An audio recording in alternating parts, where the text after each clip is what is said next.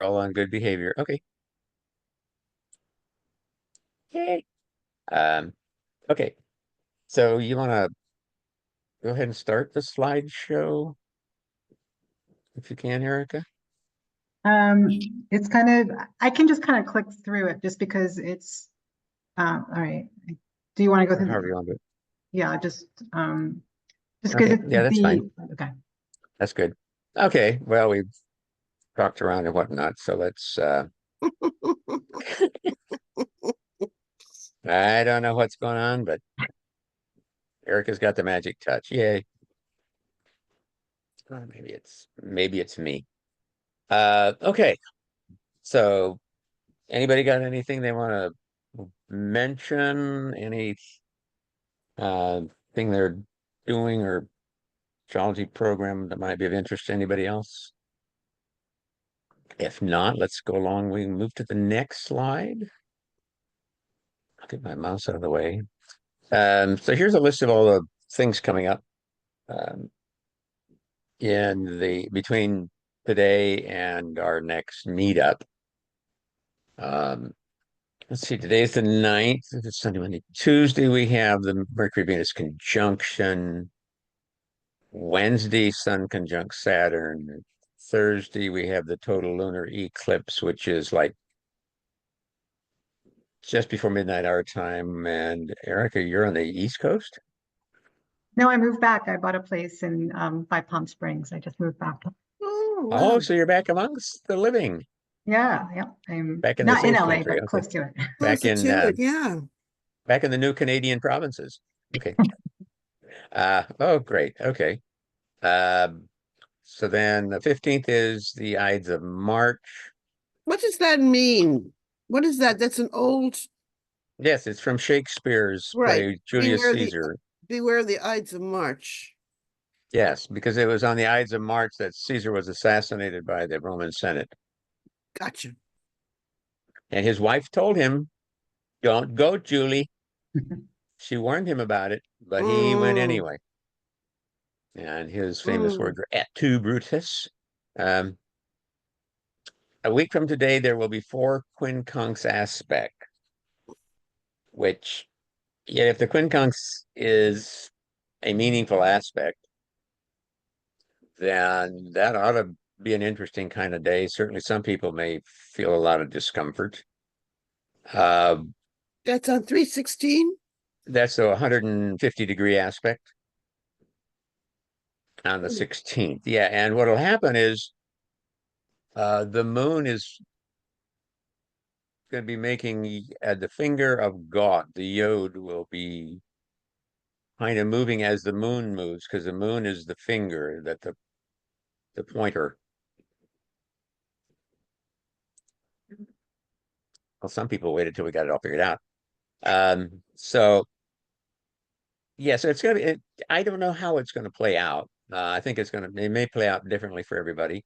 Some Hmm. people are going to be more sensitive to it because it's going to involve the moon, Sun, Saturn, Neptune, North Node in Pisces, and Uranus in Taurus.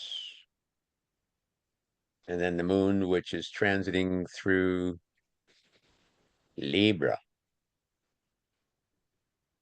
Hmm. Ooh, So just that's me. be aware on the 16th. Yes. No, you beware. Well, yes, it says beware the Ides of March, but actually it kind of extends to the, day before and day after, I guess. So the 15th Uh, and the 16th, you be aware, and then you go party with beer on the 17th for St. right. Patrick's. 17th, happy St. Patrick's Day. I'll be out wishing me wife a happy birthday somewhere. She's actually Irish and she's born on St. Patrick's Day. Was she? Oh, how wonderful. Yes. Okay, so on the 19th, Sun conjunct Neptune, and on the 20th, the Sun enters Aries. Hmm. On the 22nd, we have the Venus inferior conjunction with the Sun. And then on the 24th, Mercury inferior conjunction Sun. I guess I forgot to mention, what was it? Oh, Mercury. Oh, I got to fix that. Mercury station's retrograde on the 14th. I got direct. Hello. After all this time, I still found a typo. Okay. On the 27th, Venus returns to Pisces. On the 29th, we have the new moon, partial solar eclipse, and retrograde Mercury returns to Pisces. But we won't see it here. It's going to be on the other side of the world. Neptune enters Aries on the 30th. And March going out like a lamb. There will be no exact major or quincunx aspects on the 31st. It's a smooth sailing kind of day, maybe. But then on the What 1st, we have is, April Fool's Day. Pardon? what was going smooth sailing the day before? The 31st, Okay. the last day of March, is as March goes out like a lamb. Oh, April Fool's Day on April 1st, 7 exact major aspects. That could be interesting for some. April 5th, we have 5 exact. April 6th, Saturn enters his shadow of his new retrograde period. April 7th, Mercury stations direct. April 10th, we have 6 major aspects. April 12th, it's the full moon in Libra, and Venus will station direct. And then next, on the 13th, is our April meetup. Any questions? All right, let's move along to the next slide. Thank you, Erica. Oh, why right. do I have the 13th? I have Venus hyphen Jim. Something going on? Oh, it must be you, sorry. It's the eclipse. Okay. On the 13th of April? Oh, the 13th of April? No, that's oh, well now that's our new that's our next meetup. So But I don't know we why may I be wrote talking Venus. about Venus more, but we'll see. Oh, that's it. We're gonna talk about Okay. Venus. Okay. All right. Standard procedure. How do you best utilize the information we're going to be talking about? Well, you look to see where it falls in your chart, which houses are involved. The emphasis is going to be from about 22 Pisces to 10 Aries for most of March. I would say so. Next, please. Oh, 25. Okay, so here's the 2 eclipses that are coming up in March, and there'll be 2 more in September. Depending upon your time zone, the exact lunar opposition is actually at 11:55 p.m. on the 13th, I think it is, of March. We've got charts to look at. Let's just go to the next one. Here we go. Here is the chart for the lunar eclipse for Los Angeles. You can see there's the moon at 23:57 Virgo, sun 23:57 Pisces at the bottom. So it kind of depends on which house they fall in for you. That can give you an idea. It's a full moon. It's, I would say, the second strongest of them all. The only one that might be stronger would be a super moon, a super full moon where the moon is closest to the Earth. Any questions about the chart? What do you all think about Saturn lurking around there? Oh, it seems like so much fun. Yeah, you got Saturn at 22, Sun 23. Yeah. How far would you put the nodes affecting the area? Well, okay, for an eclipse, lunar eclipse, they has to be within 13 degrees of the nodes, I believe, and for a solar, it has to be within about 18 degrees of the nodes to be an eclipse. But in terms of effect, Yeah. well, the close proximity indicates that the likelihood of it being a total eclipse. So the closer, the stronger. As far as nodal effect, well, you can't have an eclipse without the nodes. I just mean more in like relationship to the natal chart. To the natal chart, but okay. Like 3, would you go out 3 or more? Oh, uh, Italy? No, I'd probably, you can go more than three.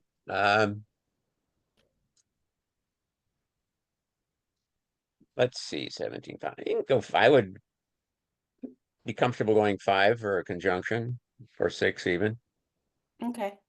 Keep in mind that that's close enough for an eclipse if you're talking about one of the luminaries. So yeah, so I'd give it that much range. They seem to be fairly having planets close to the nodes. Yeah. Can I say something here? Not about the, we haven't Yes. mentioned the trine, but for the moon of it to the Uranus of it, it's within a degree, I think. Yeah. Yes, we can't get away from that little happy, easygoing trying to wild and crazy Uranus, can we? That's the chaos in the public. Yeah.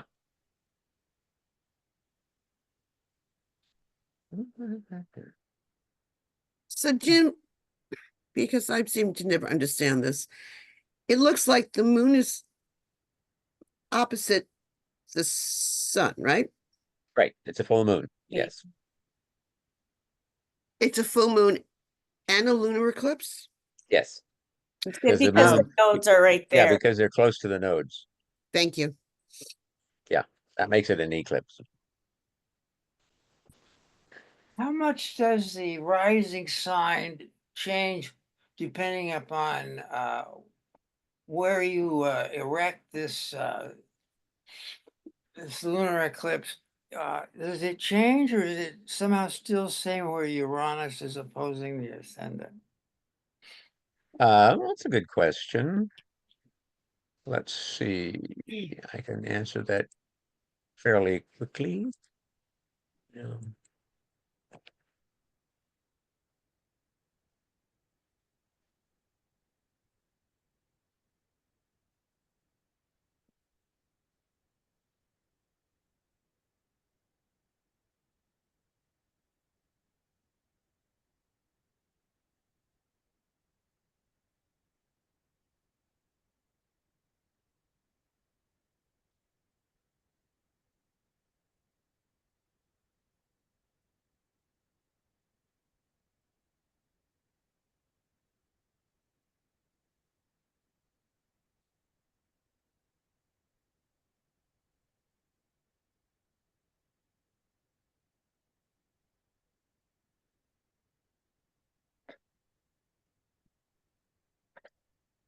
Would you also take the sextile too wide between Pluto and Venus in Aries? I think I'm trying to get, I can't see the exact degree, but I think it's somewhere hang around. on. Uh, I'll try it this way then.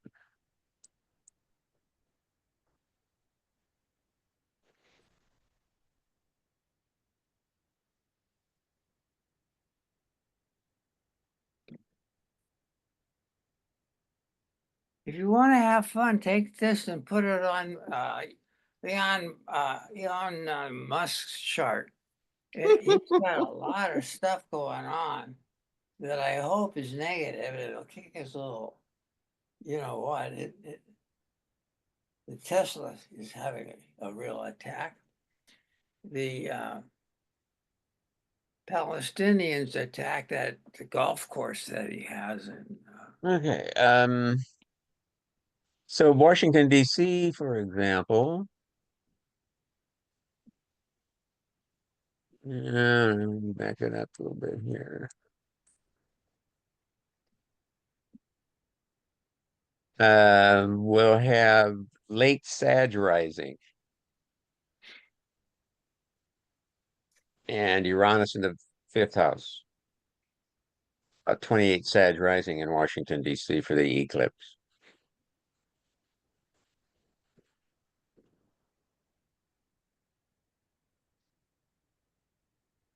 what's the time you use for Washington, D.C.? It works out to 2:55 a.m. That's when it's exact. Okay. So that's squaring the opposition.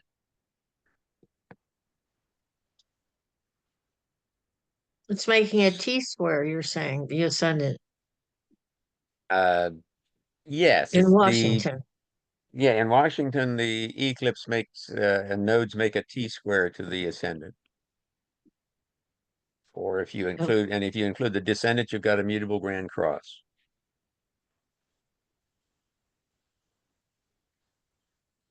Which could actually be a good thing.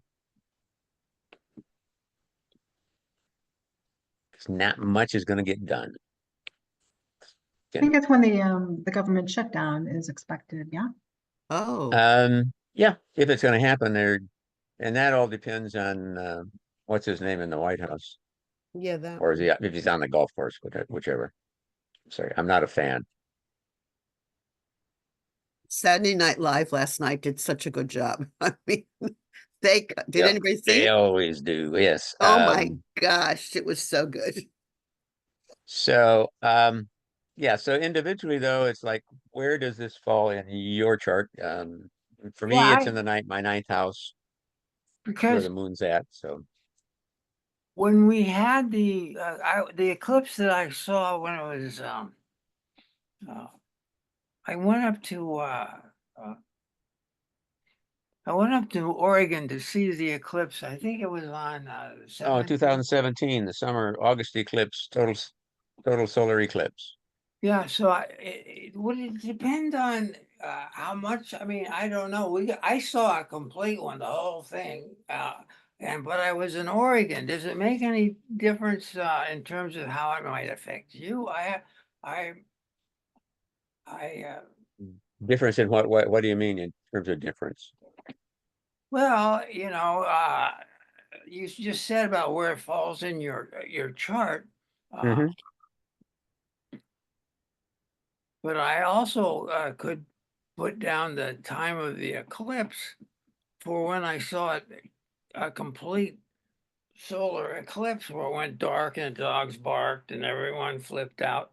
Uh, I don't know. We're going too far on this. I'm sorry. I'll work on this myself. Um, it's not going to change which house it falls in because it's going to be at the same degree. Yeah. So regardless of where you are, the lunar eclipse is the moon's at 23 Virgo 57. Now which house it is in, if you do a chart for the location you're at, that house will change depending upon where you're at. Yeah. But which house it falls in for you won't. So with a lunar eclipse, you lose something. With a solar eclipse, you gain something or something, like the difference between what type of eclipse and where it falls in your chart, Um, or well, no? yeah,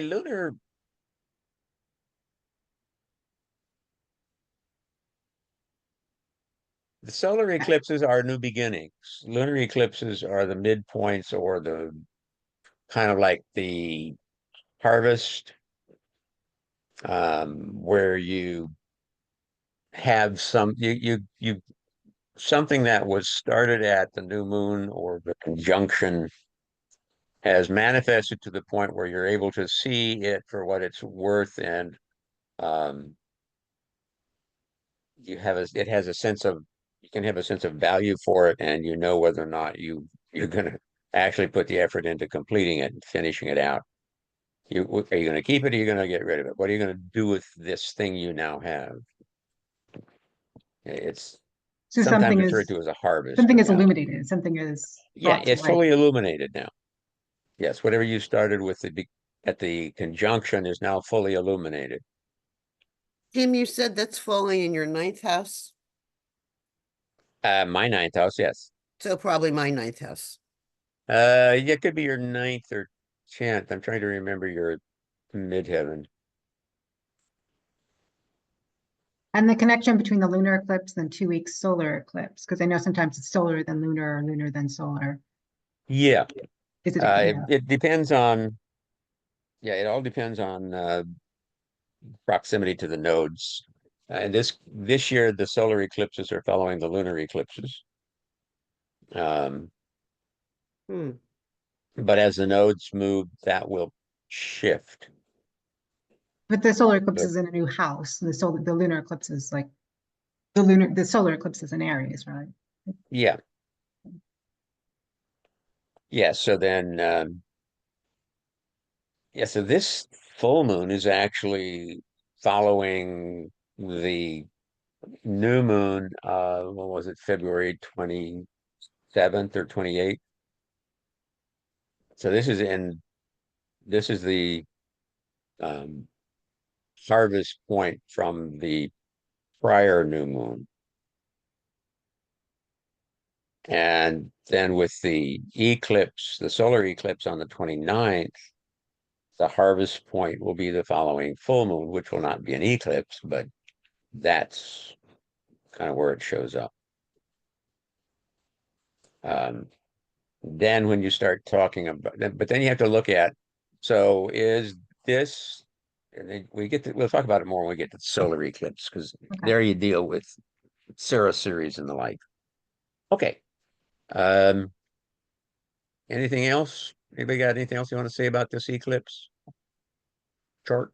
Nope.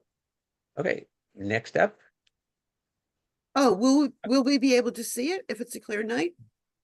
the lunar eclipse. Yes, if it's a clear night, you'll be able to walk out and watch it for Okay, a okay, goodly that's what I part of the thought. evening. Hmm. I would probably go out and start looking around 10 o'clock, 10 p.m. Okay, Because you need to see, because the moon is going to completely go through the Earth's shadow, and that takes a little bit of time. hmm. Okay, so the other eclipse we have on March 29th is a solar partial eclipse at 9 Aries. So then again, it's the same scenario. Which house is 9 Aries in your chart? And does any of your planets make aspects to 9 Aries? If so, what so? Okay, so now this is part of Solar Series 9 is how Bernadette Brady categorizes it. And this eclipse series started August 21st of 1664 Hmm. and runs through till September 18th of 2908. She describes this as a very physically expressive Sarah series. Accidents, great physical effort, violence, or even sudden physical events. These can be experienced positively, as, for example, the first time snow skiing, or it can be felt negatively in terms of accidents and so on. The approach to take when this series is affecting a chart is not to hide away, but to undertake some physical activity with an ever watchful eye to safety. Okay, Okay, can so I ask a question here, Jim? yeah, On that date, that eclipse happens on my north node. But the other interesting thing is that I'm going to have I'm going to have Mars conjuncting Pluto and my sun in the first cool. house. Awesome. I better watch out for accidents or what? Well, yeah, you want to be careful. I'd be a little extra careful there. Anytime Mars is involved, you particularly want to watch out for the other guy. You may want Yes. to, I'd say stay home, but then again, most accidents happen at home. So Okay. So yeah, this, there's some things you can't avoid. I just had a Mars Pluto conjunction and I just fell on a step. Oh, no. seems pretty light for Not Mars bad. I Pluto. was on vacation watching the beach. It's okay. Well, but if you're out on the beach, you may have to watch out for a tsunami. I Well, I think have to be careful going downstairs then. Yeah, going down or up. Yeah, mind you, we're still in a moon wobble, so this is a period where natural and man-made disasters tend to occur more frequently or be more extreme. So, um, yeah, you need to have a close focus to your own environment and how you're doing and what's going on right around you, but you also need to be aware of what's happening on a broader scale. This is on Well, my I sun. want to know what it does to your north node and the 10th. North Node in the 10th. It's exactly at 9. Okay. I would think that's probably a pretty good sign. North Node is where you are, where it's your purpose. Yeah, it's the new beginning. So I don't know. Are you thinking of starting something new, perhaps? Some new uh Yes, Dominique and I are talking about setting up a class, 30 weeks at Kepler, which would give them a certificate for child, counseling, Hmm. all right, well, there you go. I child would and parent counseling. Yeah, that day would be a good day to cement it, so to right. speak. Yeah. So this eclipse comes on my sun, on my descendant, and my sun is square Mars in the fourth and directly from Uranus in the first. And I basically, with all the government stuff, I lost my job in that, all the firings from Elon I'm Musk. so sorry. I'm so So sorry. I was wondering if this could mean a new job. Mm, mm. But that's what Uh, manifested in the last new moon is when everything got terminated from the government. And so yeah. this new moon is like the next step. So I'm hoping, Yeah. and it's my birthday, so it's, yeah, I'm hoping that's Um, positive. I don't know, that's a stretch. That's wishful thinking. were you in a probationary status? No, I'm not a direct government employee, but I worked under USAID projects, and so they canceled all USAID Oh, projects. So, okay, with the so if you USID worked under project. USAID, you're for Okay, USAID so projects, you're done. Yeah. if in the courts, well, there's still some questions up in the courts with that, is there not? Or not? Or am I They thinking of terminated it? everything. It's all legally terminated, and they fired all the employees. So the only thing in court is if they'll pay for things that we've already done, Mhm. which shouldn't even be a Well, question. So that's in the court, and the Supreme Court ruled in yeah. favor of it, but that's not going to change anything. All the projects are Mhm. destroyed. There's no really bringing them back. So um, I don't think it's a question of Mhm. going back. I think it's just a question of Yeah, going okay. forward. Yeah, unfortunately. Hmm. Yeah. Okay. Yeah, I worked for the federal government for over 40 years. That's why I'm asking those kind of questions. Oh, no worries. I can talk about it forever, but just, yeah, in terms of Yeah. this eclipse, I'm hoping this is like, I Yeah, I can't tell don't if it's know. negative or positive. I mean, what else negative could happen job wise? It's already done, but positive job wise, the Well, new step. see what I'm finding so interesting about this whole scenario and is that Musk, who's not in charge of anything, seems to be doing a lot and people are responding to him. Um, and as if he has power, which he doesn't, but for some reason everybody seems to think he does. Um, Probably because the minions that are now in charge of the different agencies and such, they were all pretty much placed there by the big minion. Um, and they just kind of like, okay, duh. Um, though some of them are having issues with Musk, I've noted. It, the ones that have a strong business sense and know what they're doing are having issues with Musk with some of his tactics because of his Hmm. uh, grenade approach to things. I guess you could say he just throws in a grenade and see who can walk out. He did the same thing when he took over Twitter. Twitter, now known as X. Thought Trump And just was it told more the Twitter, right? agency He heads fired a that bunch of people only to discover that he had to hire them back because he needed them. Hey, Right. Jim, what about the VA? You have a lot of experience at the VA. What do you think of what they chopped it up? Yeah, What did Everyone, you? they're going to have to everyone's hire at a a lot of those shopping. people. Yeah. Well, here's the thing: most of the people that were federal employees that were fired were probationary or temporary employees. I mean, temporaries, you can let them go whenever you want to. Probationary means that you can also fire or terminate a probationary period employee anytime during their probationary period without cause. You just say, sorry, you got to go. And those kind of positions are ones that agencies typically use in order to meet their authorized staffing levels or to fill special requirements. Agencies, when they get a budget, they get money, but they also get an allocation of FTE, how many full-time equivalent employees they can have. And to some extent, they have, that even that group can be broken down into subgroups of, you can't have so many of these and so many of those, apples, oranges, and so on.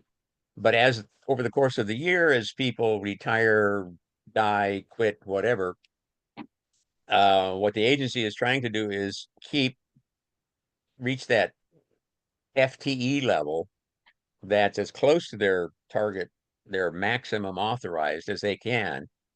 So they don't at the end of the year come up way short, and then somebody says, well, you don't need all those people, we're going to cut them from you. And you all of a sudden next year's FTE ceiling is like 1,000 people less. So that's the game that's been played over the decades. The VA, because of the hospital system, employed probably had close to 200,000 people FTE wise. A lot of those would be temporary or contract employees, probationary employees. Because when somebody, if you get permission to hire somebody, typically you hire a new person, they're going to be probationary for at least the first year. For And so USAID, they shut the whole agency down, so they Yeah. destroyed the agency. yeah, so in this case, they shut the a little agency bit down. better. Now, there's another question. I mean, where did that legal authority to do that come from? If the agency was established by Congress, then the president doesn't have the authority to do that. But if they cancel But every agreement and they fire every employee, even if they bring the agency back, there's no agency left. That was the strategy. well, yeah, my point would simply be that legally it's probably illegal what just happened. Yeah. However, Agree. unless it's challenged in the courts and until it gets through the courts, Right. yeah, you're right. It isn't going to change anything. You're not going to get a paycheck until you find another job, Pretty unfortunately. much, yeah. So pretty much. Yeah. So does the eclipse look like it's positive in that direction, or should I not even conject that, project that? What I would do is if you haven't, would look to see, where did the agency come from? Who created the agency? Because if Congress established the agency and it was approved by the president, and approved by a president at some point in time, JFK then created USAID, and it was okay, so put he in by created it. Congress. Yeah.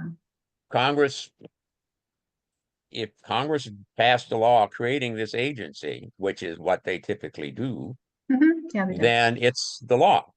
And the president doesn't have the authority to just say, screw the law, done with it. It goes away. No, But they but canceled again, all the since, projects and all the agreements legally. Yeah. They used a clause and canceled every agreement. So there's no Right. bringing those agreements back. And that was the basis Yeah. of my job. since, When did they ever listen to the law, those two?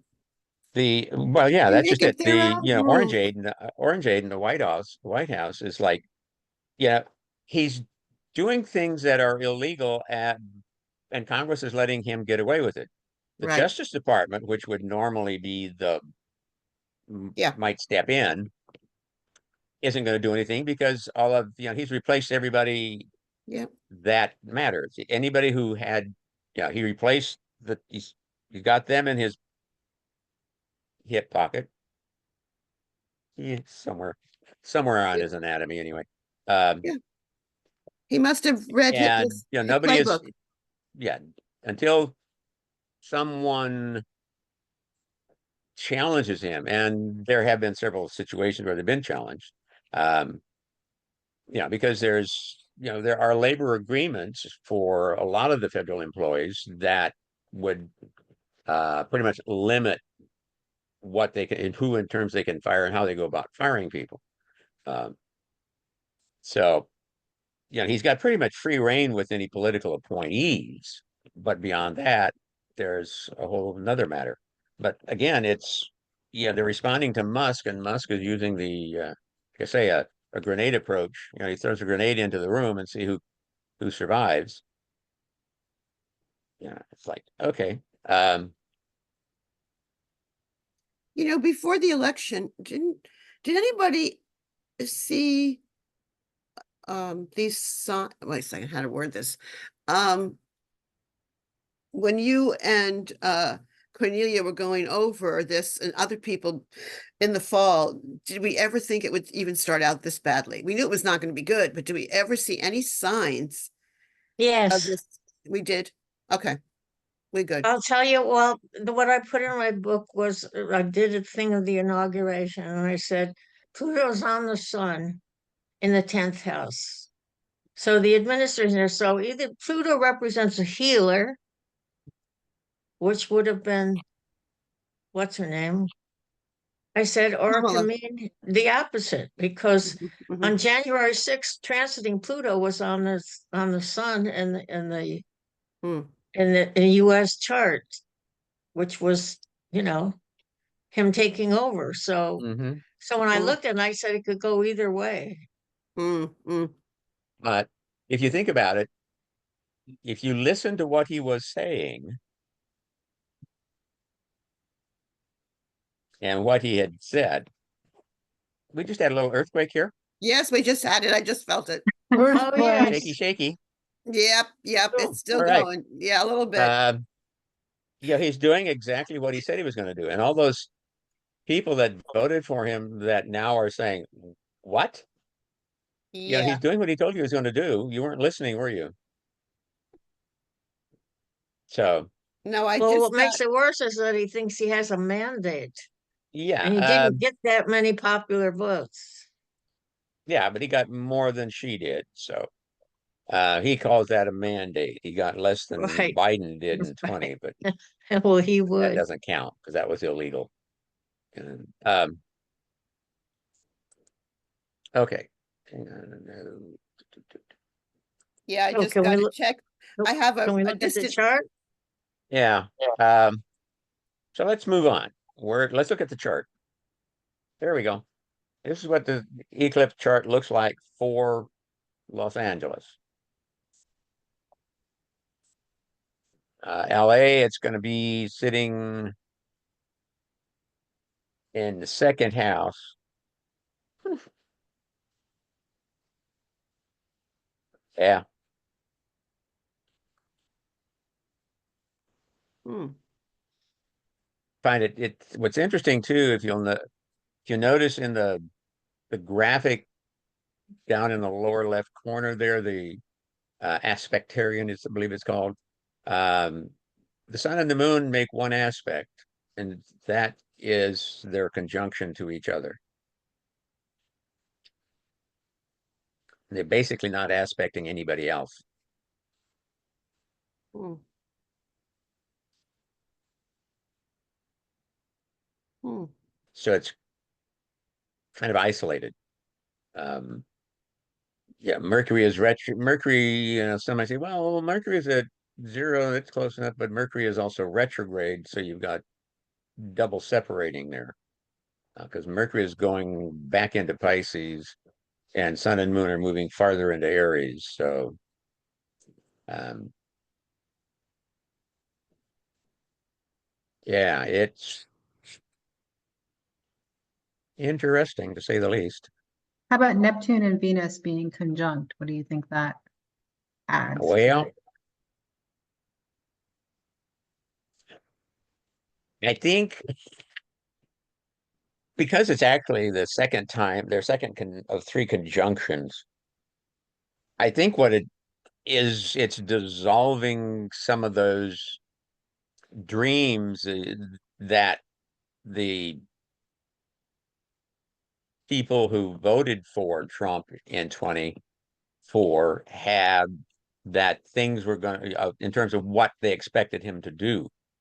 It's like all the people that he's terminated or had terminated that voted for him, they certainly probably wouldn't have voted for him if they knew it was going to cost them their job. Yeah, yeah. You And if know, we have a and recession, that's not going to act well either. no. You know, So I just There got a goes their green. Facebook, I got a Facebook notice from the far side of my family. There's a few that are in-laws and they're big Trumpers. And I just got a Facebook notice like, oh, my, like, oh, I didn't realize, like they're waking up.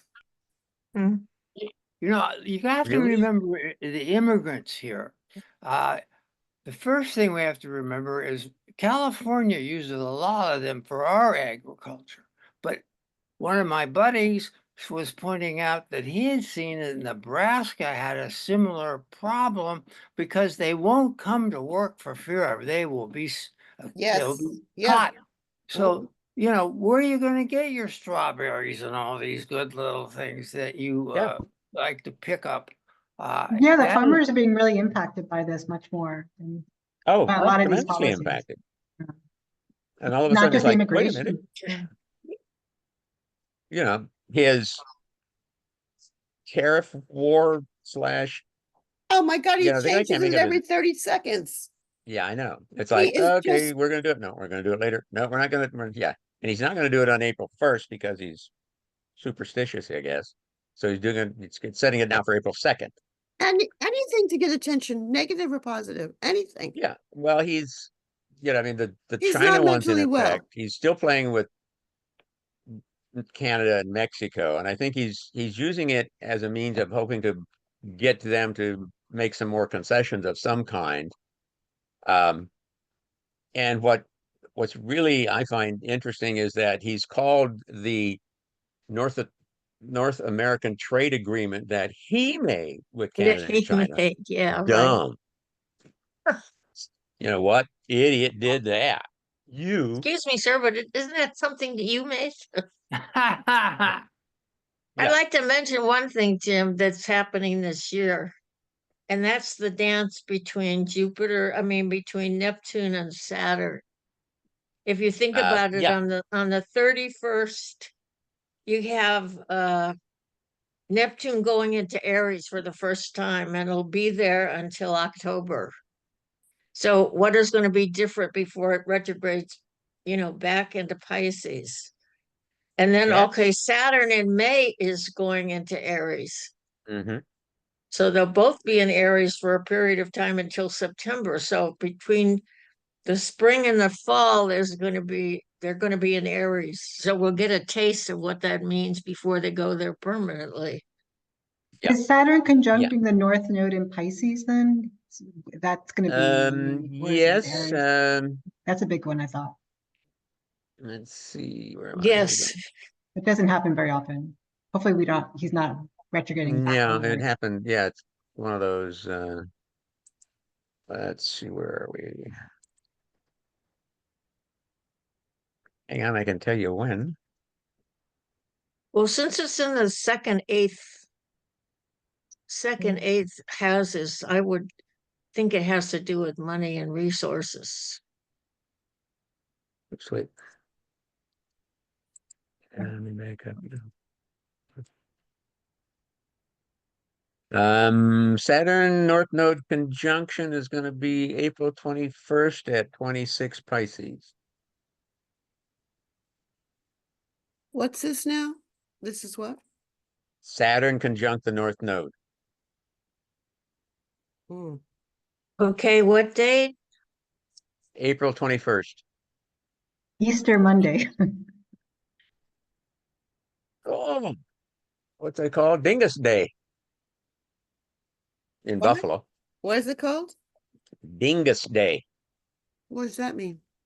It's a big thing in Buffalo. It's where, yeah, I think it's Polish. Oh. And that's where the guys get a pussy willow stick and they go chasing girls, or vice versa. I don't remember now who's supposed to do what. But yeah, it's the end of, it's a celebration, a semi-celebration type thing.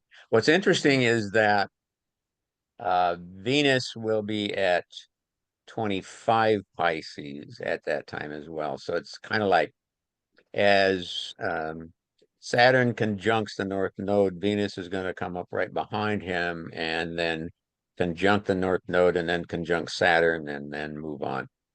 Hmm. Messy. Oof. What about Mhm. the eclipse where you have the 9 degrees is going on there pretty heavily, but you also have other aspect.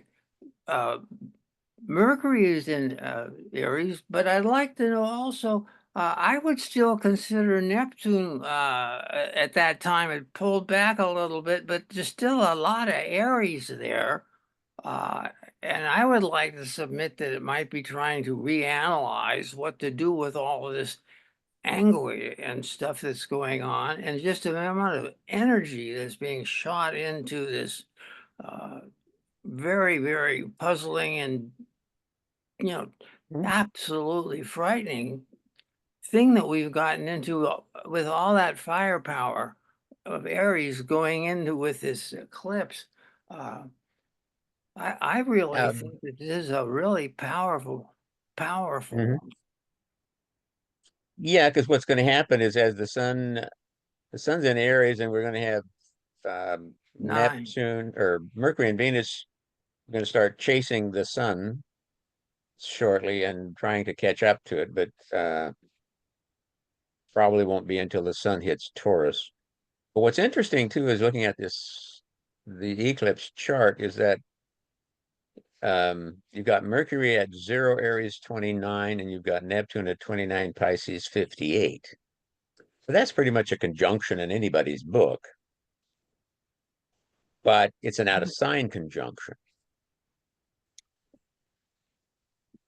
What do you think of that? Well, And one of the ancient things is called aversion. And in aversion, basically planets in one sign couldn't see planets in the next sign, in the signs next to it, nor could they see the planets in signs that were basically quincunx, or in signs opposite the sign that were next to the sign opposite the sign the planet's in. Um, it's kind of like too close to be seen, too close for comfort. But I just wonder about the out of sign aspects in general. I like them. I think they have power. Well, I wouldn't say that. Yeah, I'm not saying they don't have power. I'm just wondering if their power is different than the aspect that's within the allotted signs. For example, you got, squares from uh, Pisces to Gemini, for example. Well, well, how about Mars trining Venus? And they're in water. Hmm.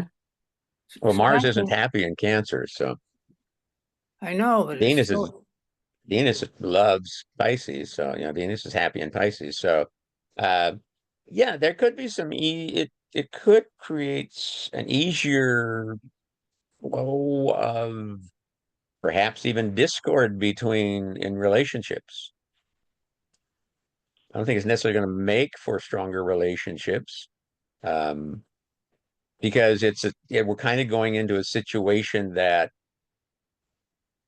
feeds into some of the extreme rights ideology, and that is that all of these recent pieces of legislation about equality and stuff tend to have undermined the power, authority, influence of the man, Mars, regarding the female, Venus.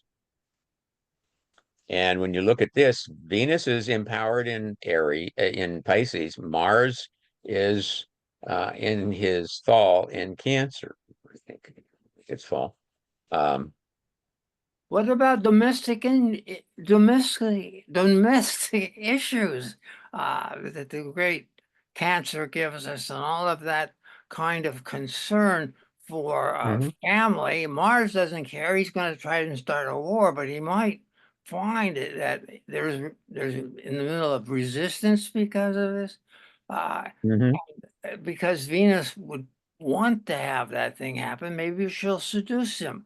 But the thing that I really I want to just talk about something. If you remember, we all remember the pandemic, and you remember we're all watching when Uranus was doing all these things, and Uranus would go in and it would go out. Well, when Uranus uh, went into, now let me get this straight, but anyway, I think it was Uranus uh, went into Aquarius. Is that right? Anyway, my feeling was Mhm. that when you go into a planet like Uranus and you pull back, that was when we had the first inkling that they could find a vaccine.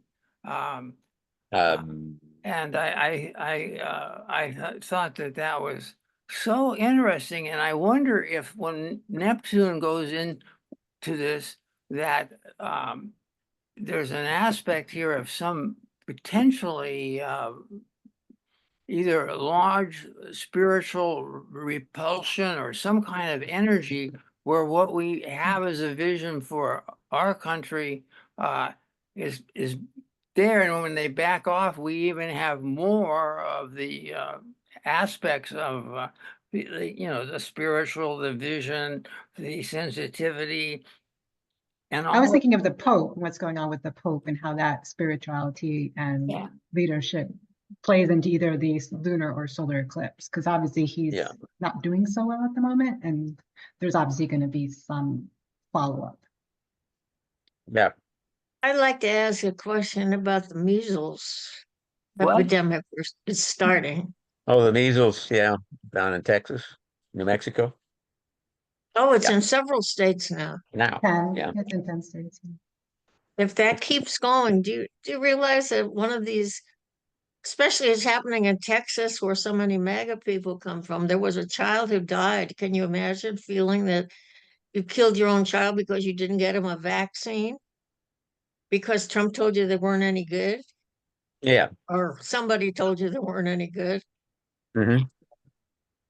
I think that's going to have a big repercussion too, because that's Mars in the sixth house. Yeah. Yeah. Yeah. That's personal health issues. That's the mundane day-to-day stuff. Yeah. Right. And I think it would be interesting to have another kind of pandemic uh, experience in the US after Trump took over, because he sure didn't handle the first one well. No, And he's we not going to got handle this one well RFK either. in there. I don't know what he's doing about it. Uh, Well, Neptune's also about disease too, right? I'm yeah. sorry, what? Neptune. Neptune is also associated with disease. Right. Yeah. Especially Mhm. viruses. Yeah. Blood. Yeah. So let's see. Okay. So the pandemic, the COVID, which had its onset in late 2019, that would have been when Uranus was just getting into Taurus, since it takes about 7 years to get through a sign. But what we've got coming up Right. too is as Neptune moves into Aries and Uranus moves into Gemini, we're going to have a trine from Uranus to Pluto, and sextiles from Pluto and Uranus to Neptune. Right. That's the Aries vortex. Yeah. Well, I worry But- about, what's going to happen with Uranus and Gemini, because, they're already starting to try and get freedom of speech and all of these kinds of things that we treasure in our Constitution out. I don't know if you watch MSNBC like I do, but now Musk is thinking about buying it. This is the kind of stuff that I think one of the problems with Uranus is that it could basically cause some kind of boom in these activities, and also the way we communicate in other ways. I'm worried about this. Well, I mean, if we look at Uranus and Gemini, we have Uranus and Gemini with the American Revolution. We have Uranus and Gemini during the Civil War. And we have Uranus and Gemini with World War II. That's not helpful. I don't see a That's theme not there. helping. I don't see a theme either. Oh, no. No That's supposed to be themes. comforting. Yeah, no. No, it's time for the American Revolution again. Hmm. But isn't that Pluto in Aquarius? I mean, isn't that really what's driving a lot of the technology? Not really Uranus. It's so we're in a whole new world now, and some of the old paradigms, while they may still apply, they're going to apply in a different way. And Yes, of the course. war may be one of, with Uranus moving into Gemini, that war may be a total AI war, where all of a sudden we find freedoms being stripped away thanks to or due to the government or private industry's use of artificial intelligence. Will it necessarily be a knockdown, drag out shooting war? I don't know. I also I would think it like would be. What? Uranus is going to trine Pluto, which Erica brought Yep. up. What is that going to do to disease or any other kinds of, like you were bringing up, Jim, Mhm. revolution, or maybe that was Cornelia, but Oh, yeah. I was at a party the other night, and of course we were all liberals, but we were all convinced that this really could be a time of that kind of a situation. Well, I personally, dusting off my crystal ball, I foresee that, well, there's what, 3 congressional seats that are up for special election right now, which if the Democrats win all 3, would give them control of the House, majority of 1. That's going to, temper things. But I expect that 26 is going to see a significant shift Yep. in the House. The Republicans could lose both the House and the Senate. The House, in all likelihood, the Senate possible, but it's a little trickier because of the numbers involved. But Do Yeah, we but know what they'll look happen? Are there dates set for these that we could look at? well, yeah, that we know when the election in 26 will be the first Tuesday in November. Ah, That's the first Tuesday after the first Monday. ah. But we haven't had very good luck trying to predict the outcome, so I'm just going on a gut reaction here. Okay, let's kind of move along here because we haven't got to the Venus and Mercury retrogrades yet. Some Venus retrograde mythology. Inanna, journey into the underworld. From the Greek, we had Demeter's quest for the return of her daughter Persephone, who was abducted by Hades. The Roman version was Ceres searching for her daughter Proserpina, abducted by Pluto. And basically, they all dealt with the seasonal changes that occur when fall rolls around and things kind of die and go brown. And then in the spring, things, the rebirth that comes with spring. Mind you, this is all in the Mediterranean, Middle Eastern area where they generally don't have extremes in terms of winter and summer like we experience or other areas might experience in farther north or farther south. well, I just read a thing where the farmers said that they're having a drought. Yes. The drought is still significant in much of the United States. New Mexico has got a major drought, and they're having great concerns because they're not getting snowfall. They're having very little, the snow is below normal, so they're not going to have the melt to help to replenish some of the things. So they're really concerned in New Mexico.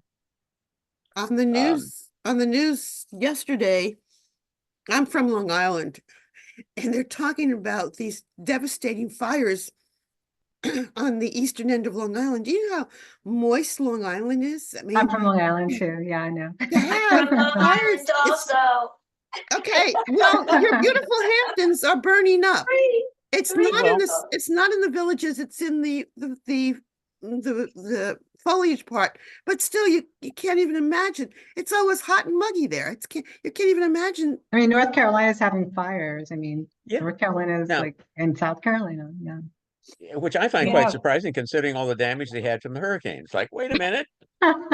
rain, flood, now we're fires? What's going on? When Yeah. locusts are next. Yeah. Wake up, wake up. But yeah. Okay. Next. That's Well, it's nice to know we have some Long Islanders here. Yay. Thank yeah. you. Okay. All right. So the big thing is that both Mercury and Venus are, Venus has already gone retrograde. Mercury is going to go retrograde in Aries, and they're going to go back into Pisces. And so what I did was I took a look to see, well, what's the frequency of this? And I looked at the previous times that each went retrograde in Aries and then back into Pisces, basically. So, you got, if you start there, well, it's in 1985 for Venus, but it was just all in Aries. And then in 93, it was all Aries. And then in 2001, it went from it's still in Aries. But then we get to 2017, we see Aries Pisces. And then this year it's Aries Pisces. And then the next one in another 8 years is going to be Aries and more Pisces. So you can see how, if you look at that, you'll see how the Venus retrograde is moving backwards. Each succeeding retrograde period starts a little bit earlier in the sign and goes a little bit farther back in the succeeding sign. So chances are in another, see, 33, 41 will still be there, 49, possibly 49 or 57. I'm looking ahead. The Venus retrograde will be all in Pisces. Well, The Mercury retrograde seems to occur in Aries about every 6 years or so. So don't you So we think had that one has in part of this 2004. whole thing of Neptune and Saturn going back and forth from Aries to Pisces? There must be a Yeah. reason for it. If everything goes into Aries, it's going to be a new age. well, Yeah, pretty much a new beginning. Right. So okay, this is going to be available as a PDF. If anybody wants it, I'll send it to you. It'll also be posted to our Meetup Facebook page if you belong to that. Okay. Jim, I have Uh, two questions. That thing yes. about Venus, it makes a star when they work it out. Are those points when Venus is at the pedal of that star? Are these kind of the points you're talking about? Well, the thing with the Venus 8-year cycle, Venus retrogrades basically occur approximately a biquintile from the previous one. So you end up with over an 8-year period. If you spot them, you'll get a 5-pointed star. Right. And you can start wherever you want to start. Whichever one Okay. you can pick one and start, and you'll see how it repeats every 8 years, every 8 years, every 8 years. All right. So this is the Aries star, if you want to call it that. Would be Okay. the Aries Pisces star. I have a question for Cornelia. Cornelia, Jim and I have been studying your new constitution and the new way that we look at when United States really had all the paperwork done and we became a nation. What do you have? What does your chart say about this stuff? These uh, changing of the big Um, planets and all of that. Well, I forgot when, but Uranus is in the 12th house now. That's why we're having all this chaos. But it's also bringing up all the issues that America's had to deal with, like racism, like women's rights, education, things like that is all being brought up. And then when it crosses over the ascendant, well, that's in my book too. I don't remember when that happens, but the exact thing happened when the Declaration of Independence was signed was the day that Uranus crossed over into the first house. Ah, Hmm. So we'll see what happens with this one. That's how I feel about it. I think that this dance between Saturn and Neptune is giving us a taste of what it's like, because they're for 5 or 6 months they're going to be in Aries, and then they're going to go back to Pisces. What does that mean? I'm waiting to see what that does. It sounds fascinating to me because it seems so purposeful, especially when you've got these other things happening in Aries and Pisces. So that says to me that there's going to be a change, and that Aries vortex is going to see. When does that come? That Aries vortex comes in February 26th, February 22nd hmm. of 26. Yeah, when they're conjunct at 0 Aries. Yes, and I think that's the beginning of the revolution, whichever you want to call it. What a shift, a wake-up call for the Americans. Yeah, They've needed one. They needed a severe if we, one. I'm sorry, but they need a severe one. I do have a chart coming up of let's see, I think I did spring equinox charts for Washington D.C. used based on both the Sibley chart and your chart, Cornelia. So I've got a couple of those coming up. Okay. But I think, looking at it that way, it's like we've got Pisces. Pisces is the idealism, the dream. It's searching for the higher power, the meaning of life, or however you want to look at it. Um, and things are shifted. The emphasis is shifting from Pisces into Aries, which is more the aggressor. Um, Well, there's and another interpretation one economist made. He called it the era of the warriors. The mhm, era of the warriors is ruled by Aries, and what it means is that the warriors want to see everything equitable. They want everybody to have a chase. It's going to have need different kind of leadership, strong mhm. leadership that's going to say, we have to change some things so this can't happen again. Yeah. So it'll be interesting to see, who those leaders might be and how it actually how it kind of plays out as things stack up in Aries. Yes. Um, so I think Old Bernie's out there. He's dragging them in. They're all listening to him again as if we should have listened to him to begin with. Yeah. mhm. There was also that, who was she, a governor? That after the Trump talk, she gave her speech. She sounded Oh, so, yes. Yes. Slatkin. she sounded, just right on, level-headed, but just like, this is what's going on and what Mhm. we have to do. And I thought she was pretty good. Yeah. Well, I was disappointed that they all didn't get up when they took what's his name?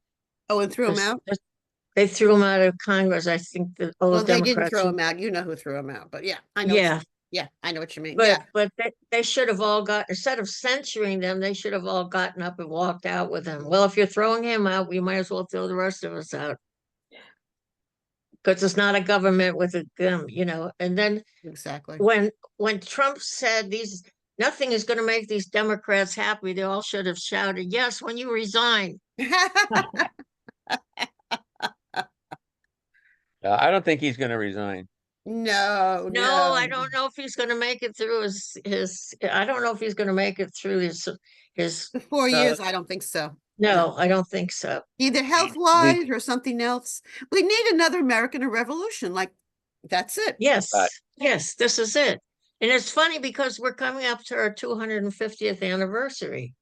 Yeah, mhm. one of my fellow psychologists and Jungian was talking about a book he read, like how long a reign lasts, or 200 years or something. I forgot what he said, but I'll find the name of the book. But yeah, it's like we need to mix things up again. Right. We Getting need back a to new the presentation. constitution. Can we What'd go you back- say, Erica? Can we go back to the presentation? Because the politics can go on forever and we'll never finish. All right, we need Oh, to, yes, yes, of course. let's keep moving along here. Okay, So, all right. So what really intrigued me this year was the fact that the Mercury retrograde is contained entirely within the Venus retrograde, Hmm. which means that Venus goes retrograde, then Mercury goes retrograde, then Mercury goes direct, and then Venus goes direct. But not only is it contained time-wise, it's contained in terms of the space covered as well. mhm. Venus stations at 10 Aries, Mercury stations at 9, Venus stations direct at 24, and Mercury stations direct at 26. So the Mercury retrograde will be entirely contained within the Venus retrograde. What it And all does is on my north node. I'm gonna have all of those on my north node, geez. yeah, That sounds nice to me. Maybe they'll publish my book soon. Hmm. yeah. They're still So working here's on the got format. yeah. So here's the basic information. Venus stationed retrograde on March 1st at 10 Aries 50:09. Mercury stations retrograde on the 14th at 11:46 p.m. at 9 Aries 35:20. So you see that's right before the Venus station point. And then on April 7th, Mercury is going to station direct at 26 Pisces 49:35. And Venus will station direct on April 12th at 24 Pisces 37:30. So Mhm. you can see how Hmm. that space from 24 Pisces to 10 Aries or 11 Aries is going to be really emphasized with just because of the fact that you got the Mercury retrograde also within that same space. Hmm. Hmm. Fire Now, and water. yeah, now one And Saturn, thing this Saturn goes in there too at the end of March. mm-hmm, Yeah. yeah. That'll be in Aries. And then in May, Saturn will be here in we go. Aries. So we'll get a taste of what it's gonna be like, won't we? Challenge of the law. And the sun will be in Aries too. Okay, I'm looking for something. Because I did some I had an epiphany this morning of sorts, which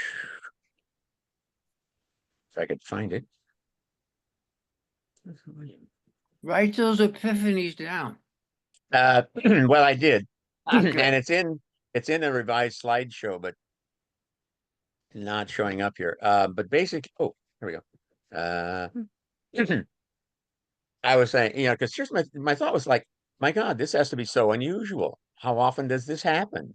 That you have a Mercury retrograde contained entirely within a Venus retrograde? Hmm. Well, it does happen. Um, let me see, wait, where am I gonna? Here we go. This is the You know when 21. it did? Yes. So, without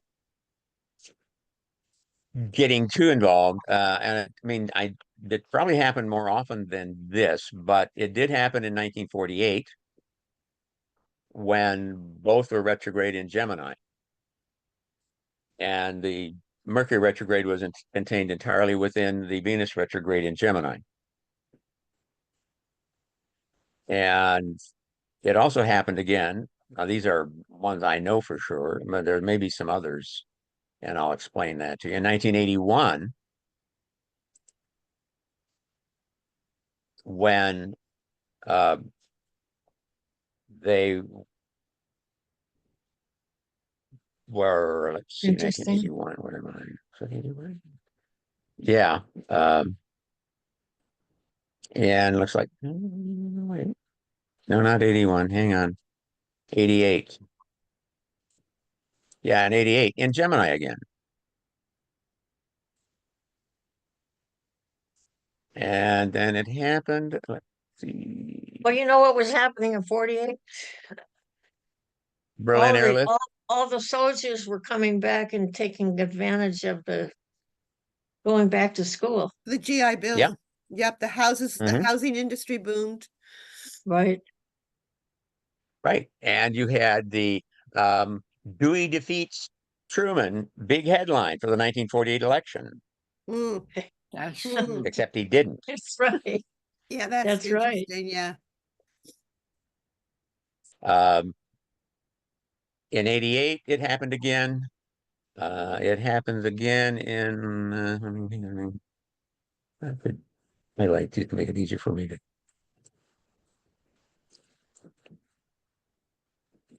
Aha.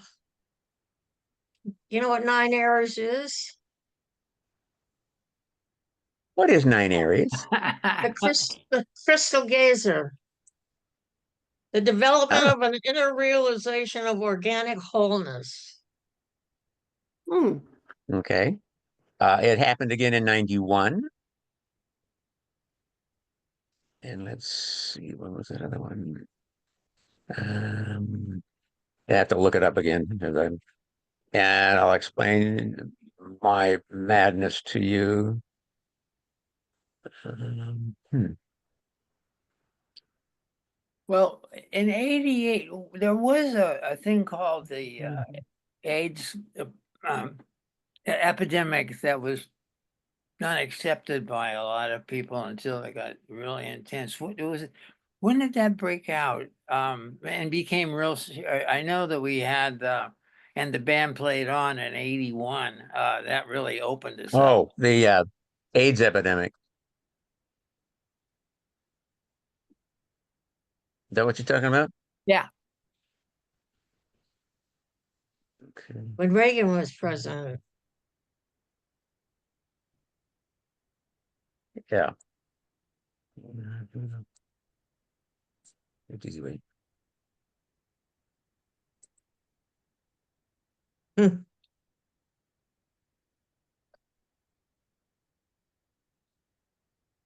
Well, it can't be coincidental that all of this is happening in the same place. Yeah. Okay, so This it's Pisces 1948, Aries. 1988, 1991, and it will happen again in 2028.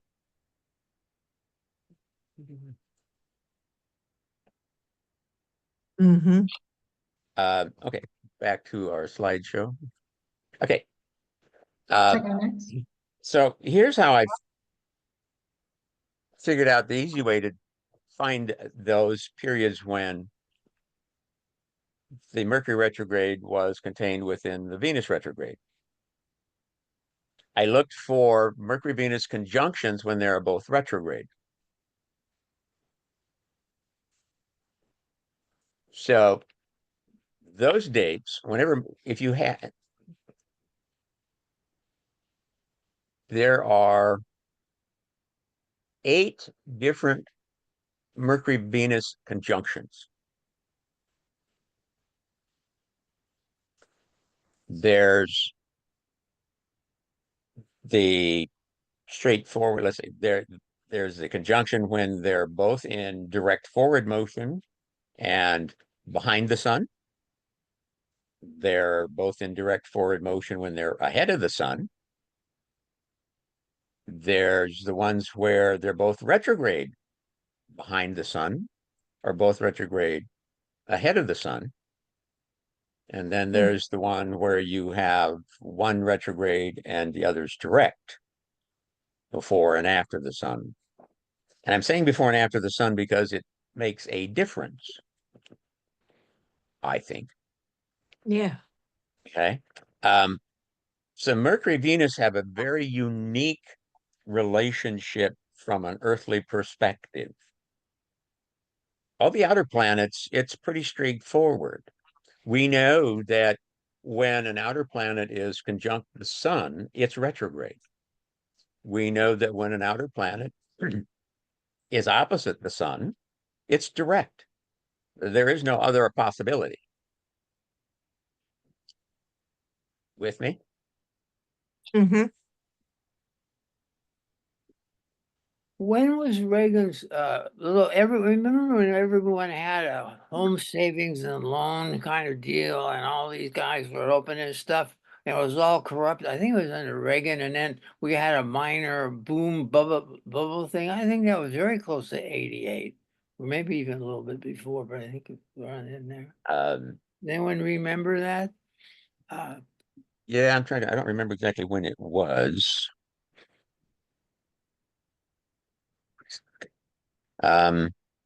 So what do you think, people? What are your thoughts about what's the significance? What does it mean when you have Mercury retrograde contained within a Venus retrograde? Think about the time frames, okay? Was everybody concerned about money? Oh, inflation, baby. Well, and, Yeah. and a couple of these, Money becomes a big concern. Relationships become a big concern. I mean, look what's going on in terms of what's it called? God, I forgot the name of it now. It has a name in Korea. What's it called? The 4 Bs or something? 2 and 3 look really good to me. I don't remember what. Yeah. But you have the issue of we have a significant divergence and differences of beliefs and opinions regarding male-female relationships. If you think about it, I mean, it's like you got the extreme right where it's like those guys would love nothing more than to have women put back into the kitchen, out of the voting booth. Let's turn the clock back, not 100 years, but more like 150. Because 100 years ago, they could still vote. So now we have to turn the clock back even further. Which, gee whiz, that takes us back to when the last time Neptune went from Pisces into Aries. How about that? Revolutionary War. Or not the revolution, but the Civil War.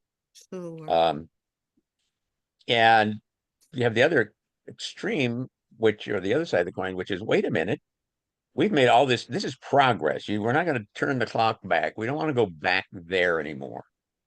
And so you've got this extreme group that, for whatever reason, thinks that they want to turn the clock back. And the other group that says, no way, we're going back. And then you got a group in the middle that is kind of confused because they're getting all of this different stuff from different directions. A lot of them don't have good analytical skills. Let me put it that way, which explains why the voting went the way it did. So And diplomatically praised. in retrospect, I think most of them, if you were to ask them a series of questions, things like, do you think women should have the vote? Is it okay that women have the right to vote? And I think most of those people in that middle group would say, well, yes. I mean, why wouldn't they have the vote? Well, They don't know it any other way. Women have always had the vote as long as these people have been alive. And the women certainly don't want to give up that right. Yet, if you look at it, there are more women than men in college. That's a fact. And the other fact is there are more women now are interested in having a place in the economy and the freedom that gives them. And I just can't see that women are going to stand for this. I have a lot of confidence and hope in the American women. I think we're going to see. I don't think. Okay, what? So anyway, that's the way I look at it. And also the other situation with all this, many of them don't want babies. What is that going to do down the road? The number of women that are putting it off, and some just don't have it. The ones that don't even have it is at a new record high. yeah, We had a all women are women's choosing march not here to in have LA. babies. We had a Yeah. women's march in LA yesterday. Oh yeah, it was National Women's Day, International Women's Day. Mm-hmm. You rock, girls. I just find it maybe psychologically interesting why men always want to suppress women. I have my own theories about that, but because we're afraid of you. exactly. You're stronger than we are. Just get a couple You're of so much more powerful than we are. I mean, you just get a scared the shit couple out of of us. containers of sperm and we can get rid of the men and we're fine. Well, I just happen to have that thought. Maybe we should do like is done in the natural world, in the animal kingdom, where you cull the herd of unnecessary males. The bees. You know, yeah. I look at the bee kingdom. I mean, of course, the bee queen kingdom is just the opposite. You've got one queen and a bunch of others. But she's trained them to work You know, Right. to serve only- her. but in It's the like only lions, you place. got the lion pride. You've got the male lion, and then you've got all the female lions. I was out Well, in I think all of the women were told when they couldn't have abortions anymore, they should have said, "Okay, guys, no more sex either." That's Mm, yeah. right. Mhm. That's exactly Right. right. Well, there's that movement over in South Korea, and I'm trying to remember what it was called, but basically, it's something like that. It was a no babies, no marriage, no Mm, sex. No, there was something. They had like a 4 Bs or some yeah. title it was Mhm. carried, something like that. And Is it was that starting to catch on in America for the very Yeah. same reason, for that reason. And now in the case of Korea, it's an issue for them because their population is aging Yeah. and they're getting, that situation where they need more young people coming in to work to help support the elderly retired. Now, the one thing that America has going for it is that we are the only, not probably not the only, but we are the most industrialized country that actually has a growing population thanks to immigration, whether it's legal or otherwise. As bad as 47 wants to make America look, the only reason we have an immigration problem is because the people want to come here because we're good. We have promise. We have potential. Yeah, and eliminating, yeah, the problem is already being felt in Florida because of the loss of the harvesters. Mm, California's going to be facing it at some point too, because as they start rounding up the immigrants yeah. indiscriminately, or rather indiscriminately, at times you all of a sudden you don't have these workers to go out in the fields and pick the crops. Not what's going to happen.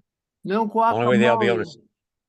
to, they're going to have to open it up and say, yeah, come on down, pick your strawberries, pick your lettuce, and um, hope it lasts. The turn point is going to be that the realization is that we get a lot of our produce crops from other countries, from South America, because of the different growing seasons. And the tariffs are going to are going to kill us. Prices are going to go up. Yeah.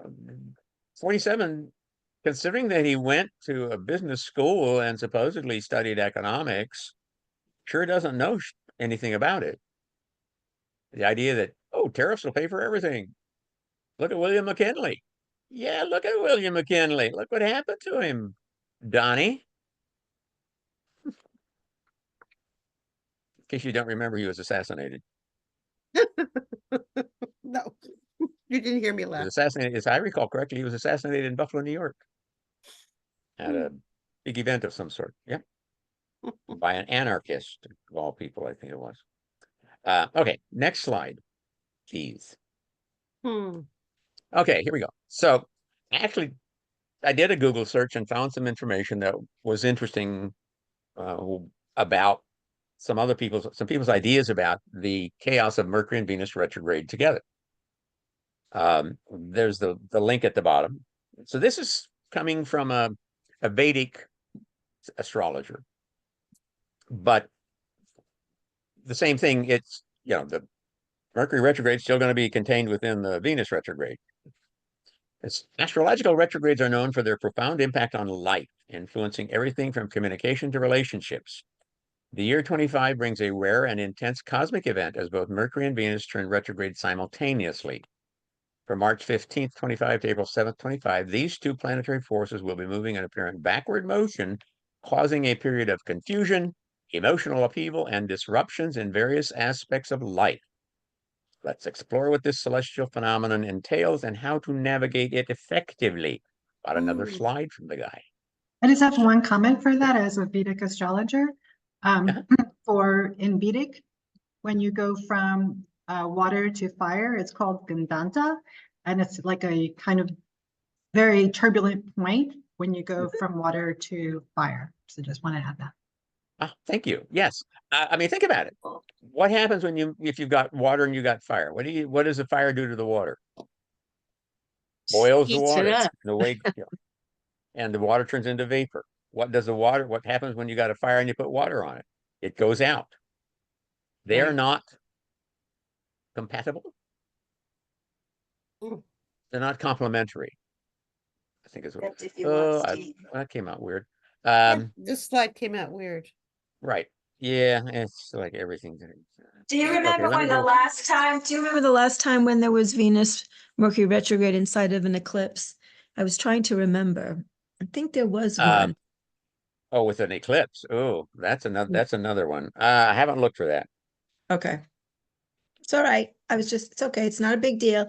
I was just remembering there Yeah. was a Well, Venus the eclipse retrograde does not make it a too big long deal ago. because the eclipse both. Okay, so the slide that's up. Okay, I'll have to fix it. I don't know why the title, but Don't it worry starts about out. it. Yeah. He has 5 points. Relationship turmoil. Miscommunications and unresolved issues in relationships may surface. Ex-partners may reappear, leading to emotional confusion. Let's hope not. Financial instability or financial decisions, unexpected expenses, and delays in monetary gains may create stress. Social misunderstandings. Misinterpretations in friendships, work relationships, and collaborations can lead to conflicts. Delays in travel and plans. Travel plans may face cancellations, last-minute changes, or unexpected obstacles. And creative blocks. Artists and creators may struggle with a lack of inspiration or delays in projects.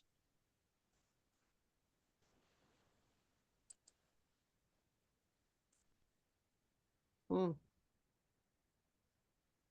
yeah, Now, he has more to say about it on his website. But I thought, well, yeah, okay, it makes perfect sense to me. I'm not gonna just. The other thing that we should keep in mind is that while Mars and Jupiter are both direct now, they are still going through their shadow period, their shadow zones.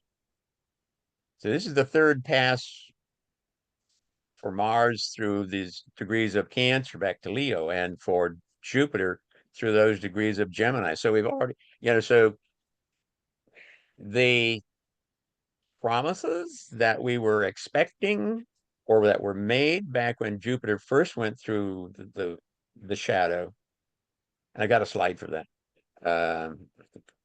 Uh, may finally come to fruition now, but they may not be. Probably won't be what one was expecting. If you're expecting a big bonus, you might get a bonus, but it's going to be less, or you might just end up keeping your job instead of losing it. So windfalls, I think, are, though some people with the Social Security changes, that they're getting that an unexpected check, which is good for some people getting Social Security. It's not going to affect everybody. It's only going to affect a small number. Right. Oh, oops. Next slide. So now here's perspective from another astrologer. She's traditional Western. So these two powerful retrogrades will overlap and amplify each other's energy over the next few months, and I feel that they are giving us a bit of taste of what is to come when the outer planets, Neptune and Saturn, shift into Aries later this year. Just like you were saying, Cornelia. We are being awakened, and the awakening is about self-focus and self-belief. We are being asked and encouraged to remember who we are and how powerful we are. We can think for ourselves, we can stand in our own energy, and we can self-direct, but only when we believe that we can. I've already joined my resistance group. What's that? Good. Indivisible. Yeah. Yeah. I've been kind of preparing for the zombie apocalypse, so I'm sort of ready for whatever this is, going to be easy compared to a zombie apocalypse. So, okay. Any comments, questions about these No, I thoughts? think that's what's happening. I really do. Okay. It's Uh, slow to start, but it really is getting powerful. Now, okay. Indivisible is having a mass meeting on April 5th, I think it is, which will be all over the country because they're getting other groups involved too. Is Indivisible the name of a resistance group? Right. I Ezra Levin Hmm. started it. He has a meeting every Wednesday you can go to, and they talk about plans. They talk about what they're doing. So they were talking about this big thing that's coming up April 5th. Because one day I was sitting here and I was saying, Cornelia, you just wrote a book about your ancestors who fought in the revolution. Now's your time to be active. You can't sit home, no matter how old you are. No Yeah. matter how Yeah. old you are. Yep. There's no getting away from it. Okay, Erica, next slide, please. Okay, so here's a slide for the Mercury-Venus conjunction at 8 Aries 48 on March 11th, 2 days before the eclipse. Well, that sounds like a crystal gazer, doesn't it? Mm-hmm. Yeah. Hmm. Mm-hmm. So, and you can see here too that, the sun is almost conjunct Saturn. It's at 21. Yes, it's called reality. Yes, the reality check. Yeah. Right. Okay. Comments, thoughts on this chart? Hmm. At this point, Venus is retrograde and Mercury is direct.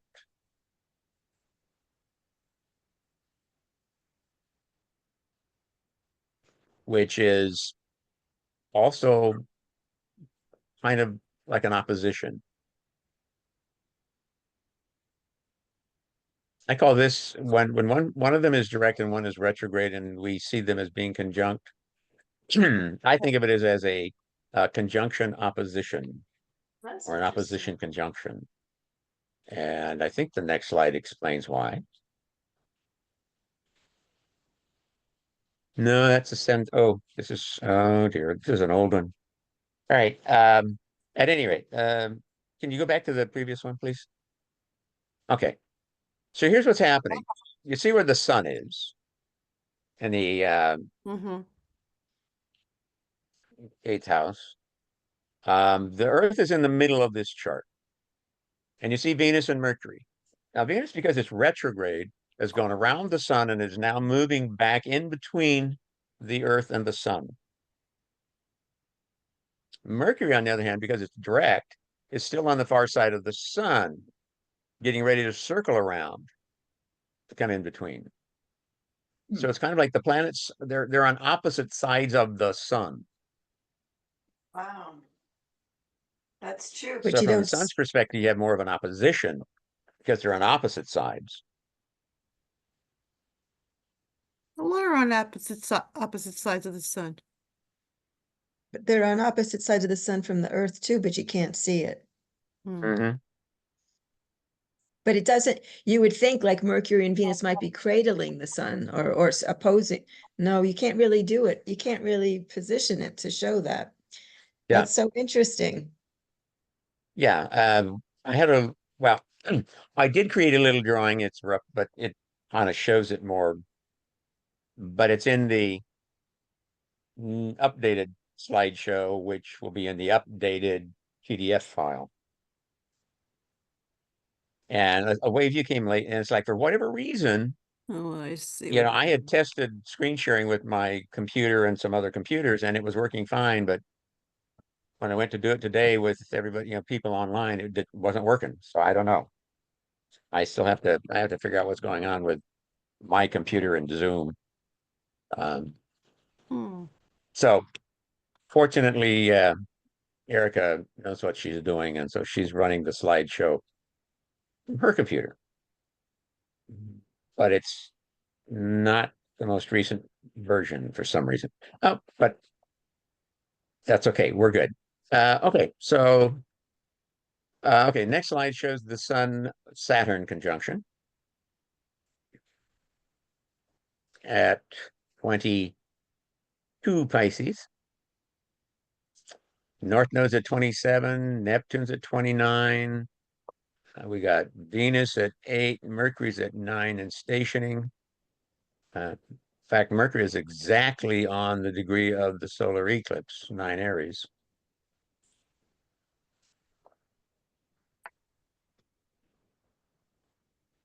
Any comments, questions? This is the day after the eclipse. Right? N- Am I reading it right? no, it's the No, the day eclipse is before. on the 14th. It's the day before the eclipse. What It's was the actually, chart? this Wasn't is the the day chart before before the the March? eclipse. The eclipse, wasn't it March 11th? What was I reading? Okay, so the Venus-Mercury conjunction is on March 11th. The Oh, okay. Sun-Saturn conjunction is March 12th. Okay. And then the total lunar eclipse in LA is on March 13th Okay. and 14th for the rest of the country. All right. Okay.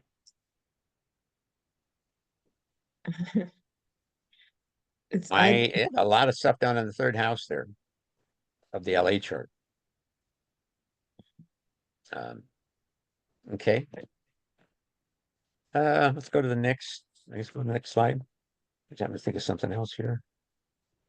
there's the Yeah, 11th my again. mercurial brain just.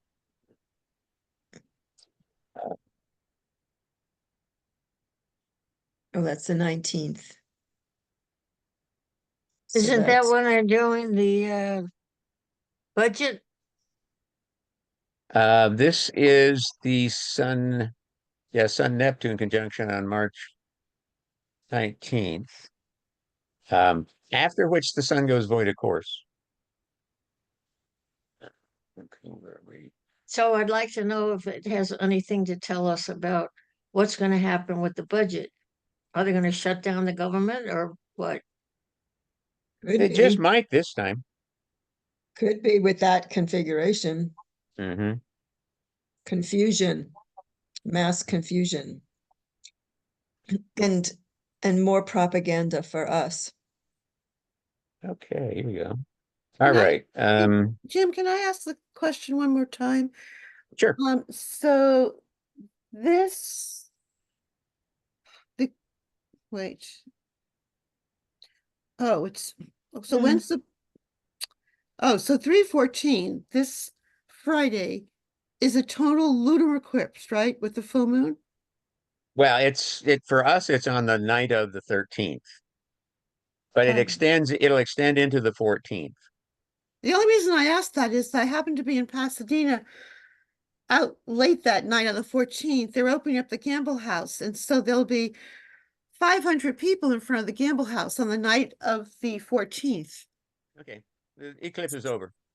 Oh, I'll have to make it The see it. eclipse for us is on the 13th. Okay. Okay. It's like at midnight. Like, yeah. Okay. Yeah. I'll be looking both nights. Okay. Thank you. Well, you can look on the other night, but you'll just see it basically a moon that still looks like it's kind of full. You won't see any eclipse. Ah. You can only see the eclipse on the night of the 13th. Oh, okay. Thank you. Yeah. Where I moved to I live in Rancho Mirage, which is next to Palm Springs. There's an observatory. Like I can walk to the observatory from where I live, and they're Oh. gonna have the observatory open, and they have like, it's not as powerful as like Griffith Park's observatory, but it's, they have big telescopes there. Not that you really need one for the lunar eclipse, but they're having a party at the observatory during the lunar eclipse. That sounds good. That sounds Okay. good. Yeah. So for the little earthquake we felt, or those of Yeah. us who felt it, Yeah. You read this as Okay. a mundane chart. this, yes, is a mundane chart.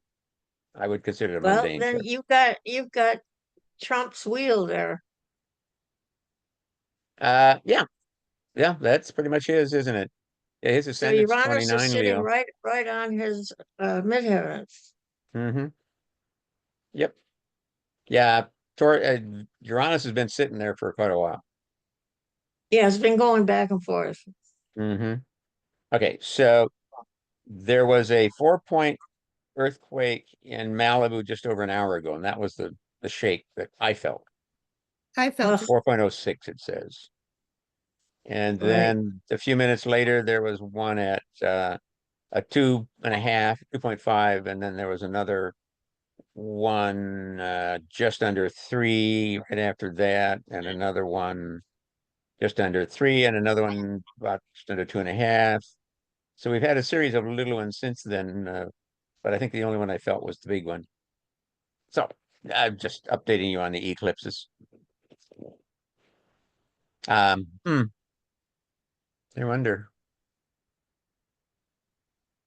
I wonder about that alignment coming up with uh, when Neptune gets into Aries, goes to 2 Aries, and Taurus goes into Gemini, making that uh, where there you have the sextile from Uranus to Neptune and Neptune to Pluto, and the trine from Pluto to Uranus, if we might expect a larger earthquake. Just thinking. Okay. What's next, Erica? Oh, here we go. Sabian symbols.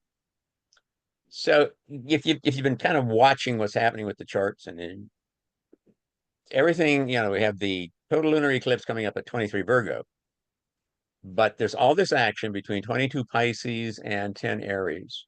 And these are the Sabian symbols for those degrees. So you've got, the Sun-Saturn conjunction, a materializing medium. And this is taken from the Sabian symbols from Solar Fire 9 point whatever. But you can also just go to the Sabian symbols website and you can look these up and you get a more detailed description of what each degree is about. The Venus stations directed 24 Pisces, the purging of the priesthood. Now, if not Oh. being a Catholic, Mm, but considering the ill health of the Pope, yeah. and from what I've gleaned with little bits of snippets of news here and there, he's somewhat more progressive, and there are those within the Catholic fold that don't like him because of that and that are more conservative in nature. So I'm wondering if this might indicate his demise, and if it might suggest that he could be replaced by a pope that is more conservative. Yeah, that's what they're talking about. Yeah. Look at that. And I haven't even been listening. Mercury stations direct at 26 Pisces. Sabian symbol is a harvest moon.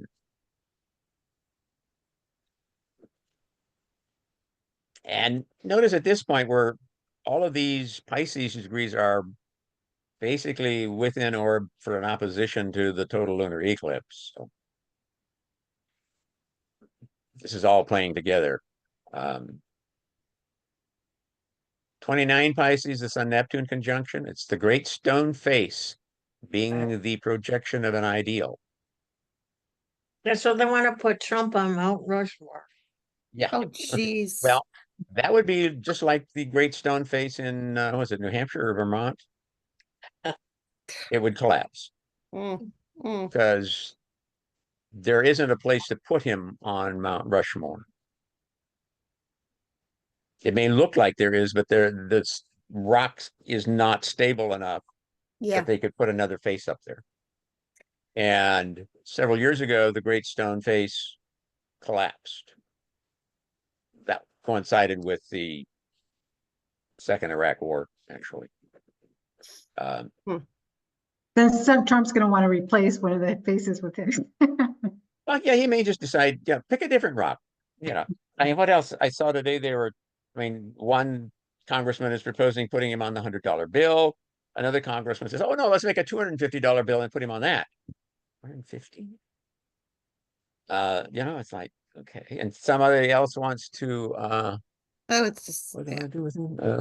good Lord, there was some other crazy idea too about.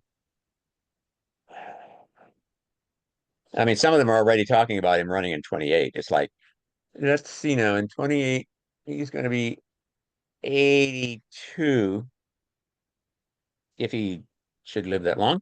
But they have to Um, clarify that it can't, that doesn't have, yeah, because yeah, it would be 3 times, and yeah. that's not I in the mean, Constitution. they're not even thinking in terms of the constitutional limitations. So, Yeah. I mean, Of course oh, not. which reminds me of another article I saw yesterday where, and this was from comments from other senators and congressmen talking about their fellow senators and congressmen, how so many of them um, they've observed them, drunk or high on something when they come in to vote. Hmm. Um, another one some others apparently have made the comment that, yeah, they're just too dumb to be here. I mean, there should be, maybe there should be some kind of a test that a person has to take and pass before they can become a congressman or a senator, like, Well, they said basic, that about the presidency, that there should be some kind of mental exam for that. But it's never yes, followed through. yes, Multiphasic. I'm gonna have PI to see if he's a truth teller or not. mhm. Or at least have them come in and have do an alcohol breath test before they vote. Yeah. I Well, have people don't have to be sober to vote, so why should they? so Sabian symbols Just are that. what is that definition? Sabian symbols of these things. It's a system of symbols, one for each of the 360 degrees of the zodiac, that was created back in the 1920s by a psychic and the astrologer Mark Edmund Jones. Hmm. And what Jones did was he took a bunch of note cards, like 3x5 note cards, and wrote each degree on the back of each card. 0 Aries, 1 Aries, and so on. Yeah. Then he mixed them all up, and the psychic Elsie Wheeler, I believe her name was, I think she would pick up a card and she'd get an image, and she'd say what the image is, and they'd write the image on the other side of the card. Oh, okay. Okay. There are several other Hmm. similar systems, that is, systems involved that have symbols for each degree.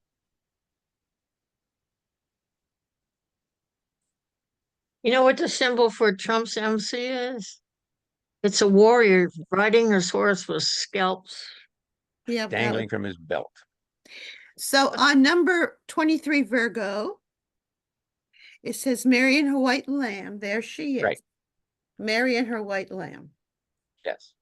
Of and course, they don't know when, they don't know when Mary was born, if there really was a Mary, but they make her a Virgo. Her nativity is November 8th, which is kind of interesting because, mhm. You've got religion Now and astrology mixed together because she's the Virgin, so they make Yeah. her born in September, and number 8 is infinity, and she was supposedly conceived outside of time.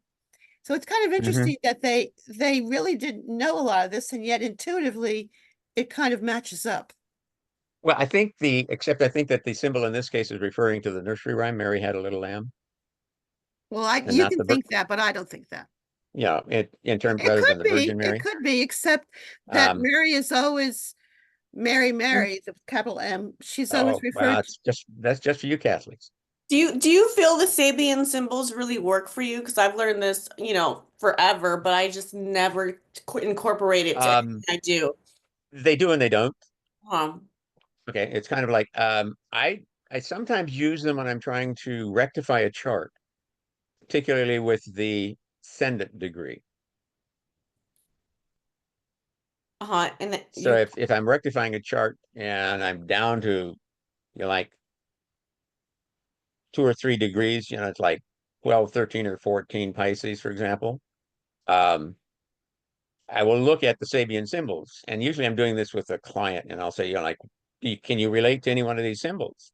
And if they relate to one of them more strongly than the others, and bingo, that's their ascendant. or Okay. what I use for the ascendant.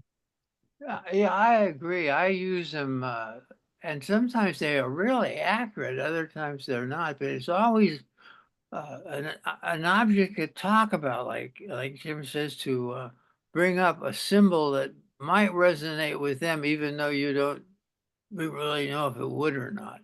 But Mhm. it's certainly an adjunct aid for giving a reading, I think. Yeah. I find it, I think it tends to be pretty good with ascendant, moon, and Mercury, or moon and sun. Some of the other points, maybe not quite so much, but Okay.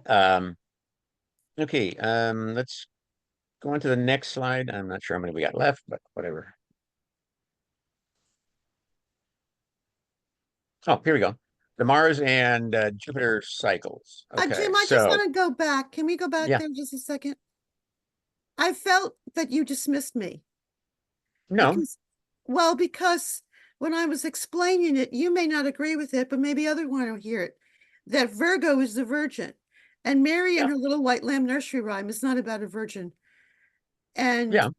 so I just say that it's kind of interesting that Mhm. they put the birth of the Virgin Mary Mother in Yeah, September, which is Virgo.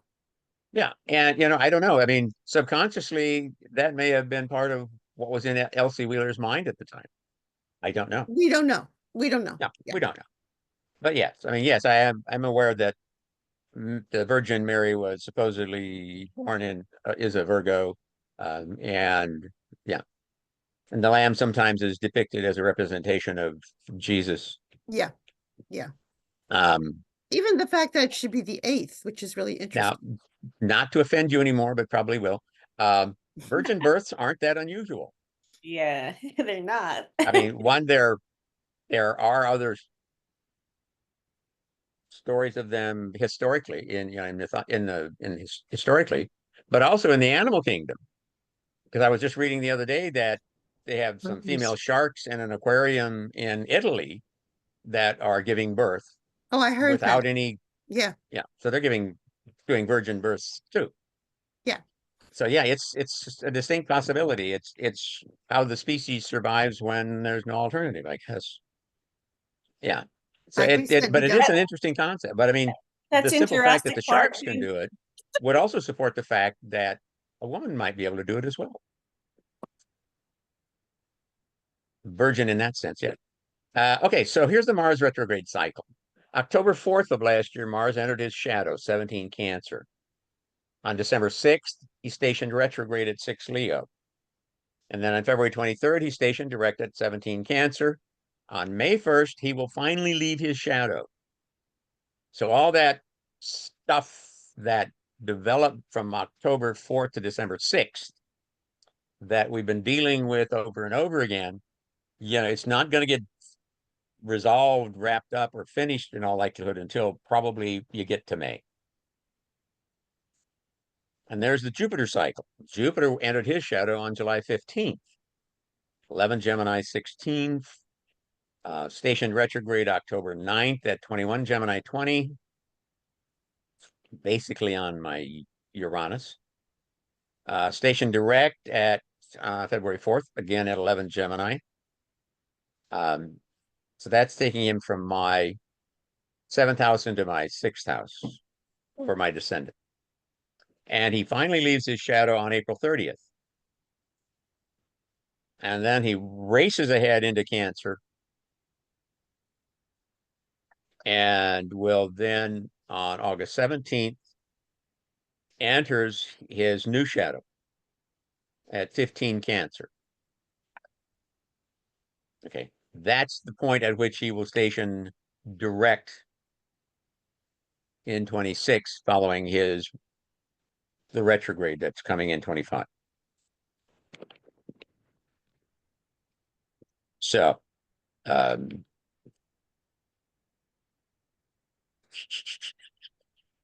getting a lot of water emphasis here with Cancer coming up, Gemini, discourse, discussions, different opinions. Yeah. And I think and it may be that some of the intensity of the discourse that we've had between the two different sides of things is in part due to the fact that Jupiter's been retrograde in Gemini. Jupiter's the big guy. He blows everything out of proportions. Yeah, and you can't sit down and just have a discussion about something. Some people, are realizing that maybe they made a mistake when they voted for Trump in 24 because they didn't see what was coming. Other people are, they're still staunchly in his camp, and they're not going to change. They won't change their mind until something happens to them. Chances are, if something happened to one of their close relatives, that might not even change their mind, because we have many cases where, I saw one where this one person was saying how, because of what happened, they just recently lost their job, and their family, rather than feeling bad about it, they actually were happy about it.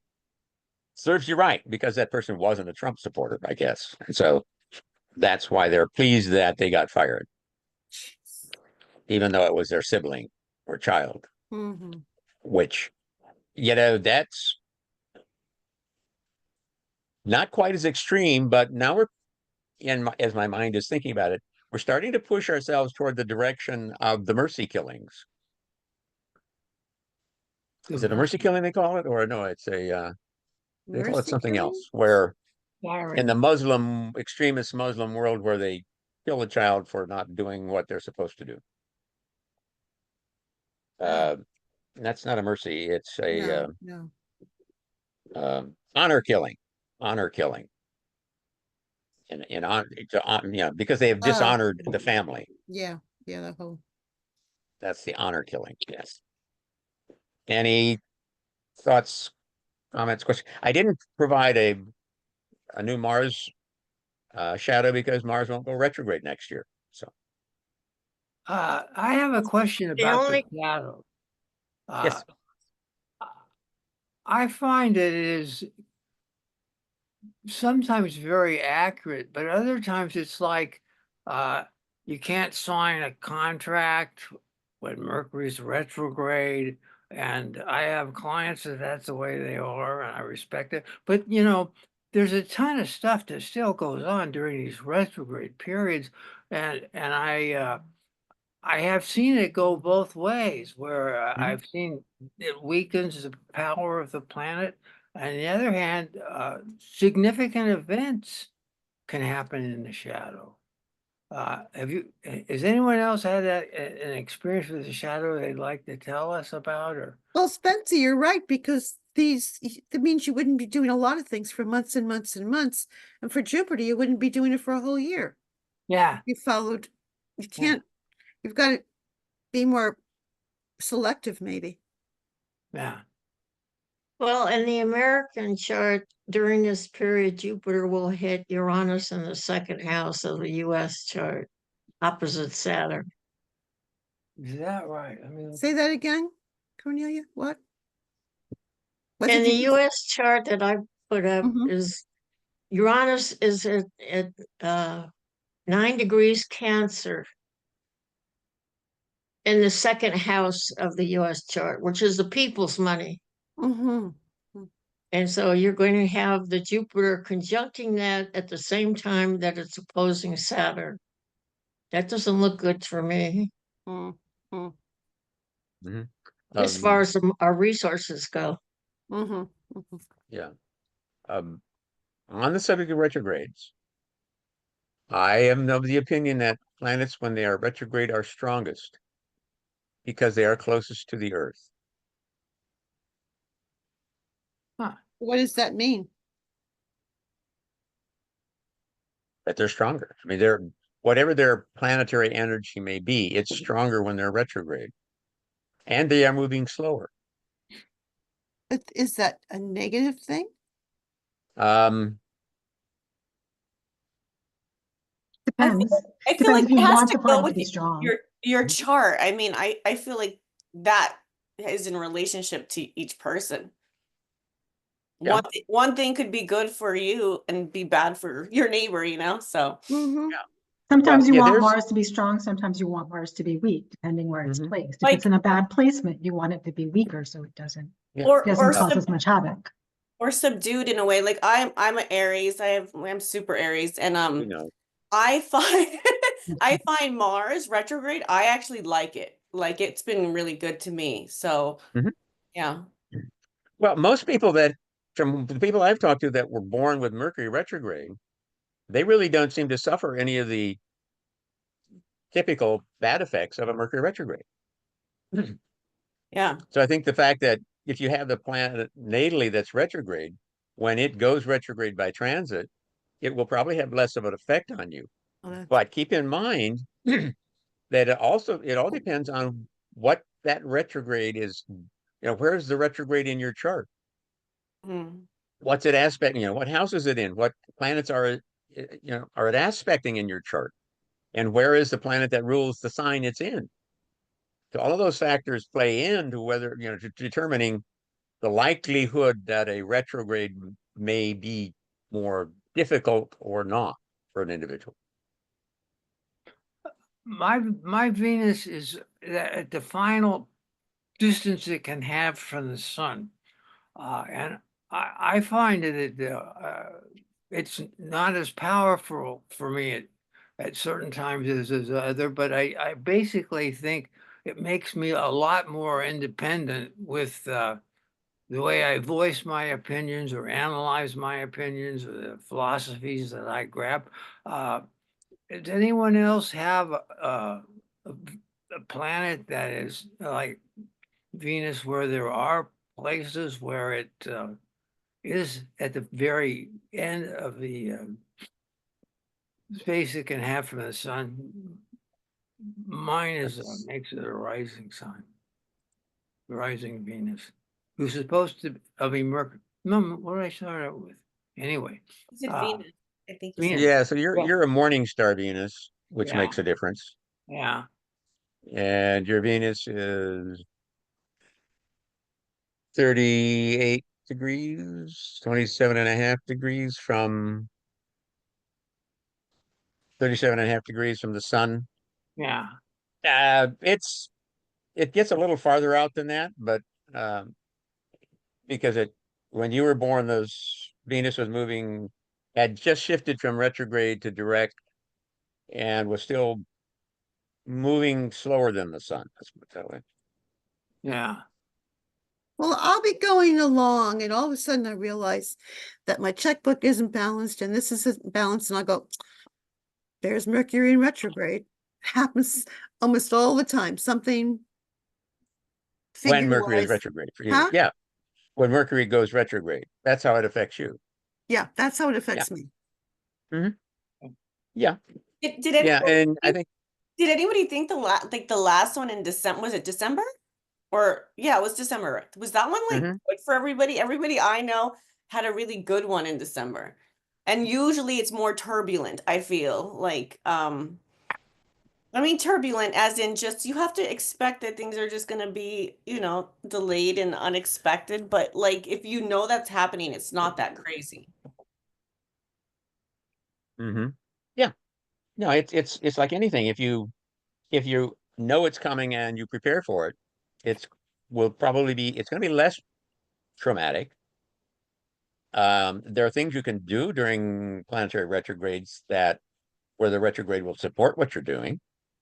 Like with Mercury retrogrades, if you're a writer, it's a great time to, dust off something you've been working on and get back to it, or spend time editing.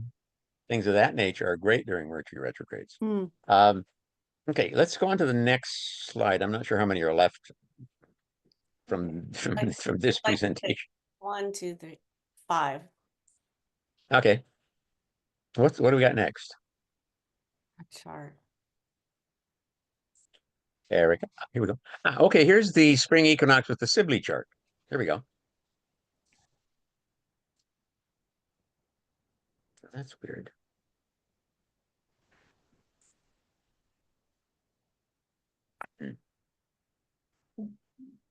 Oh, Oh, this is Sibley's chart or are we on Cornelius? This is Sibley chart, the July 4th, 76 chart. The next slide is Cornelia's chart. There you go. Hmm. And this is what Cornelia was talking about. As soon as I figure out, oh, there we go. Yeah, the nine Cancer. You can see here's Right. Uranus. You can see Uranus on the inner wheel at 9 Cancer, opposite Jupiter or Saturn at 16. So as Jupiter transits, the coming Jupiter transit, which takes it into Cancer, through the second house of this chart, it will transit Uranus and then move into an opposition to Saturn. Now Saturn's at 16 Capricorn, and the Jupiter retrograde period is going to go from, let's see, it comes back to 15 Cancer. How far does it get?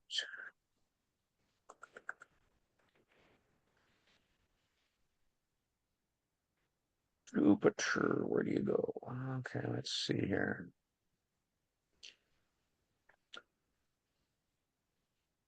Where are you? Sorry.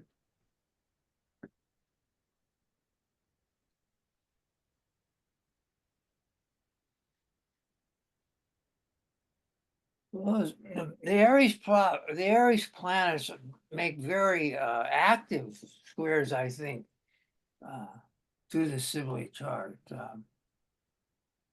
We've got Venus and Mercury doing quite a bit of interaction with the Jupiter and They're all coming up to a square to the Uranus. with the square to Uranus. 25.9. Hmm.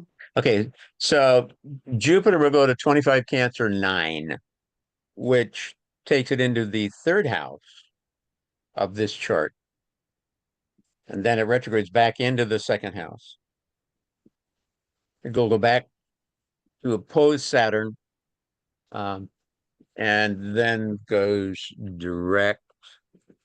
Let's see, what else is it doing?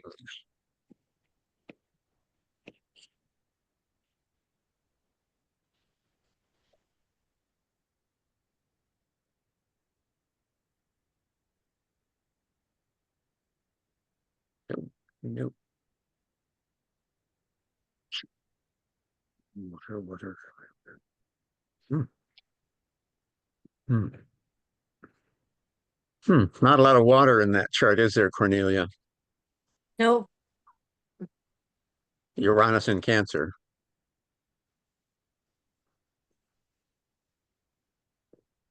Well, and among Jane chart, the second house is the people's money, Yeah. and the eighth house is the government's money. Yeah. It's gonna, as it's moving through Cancer, it will make a square then to Neptune and the Moon. But the good news is it's only going to go, when it does retrograde, it only goes back to 15, so it won't square them again. Right. The biggie is going to be that triple opposition to Saturn, which will really be emphasized when it stations direct in. That's the other thing. If you look at the Mars is at 20 Cancer. It's going to oppose the sun, Yeah. which represents the president.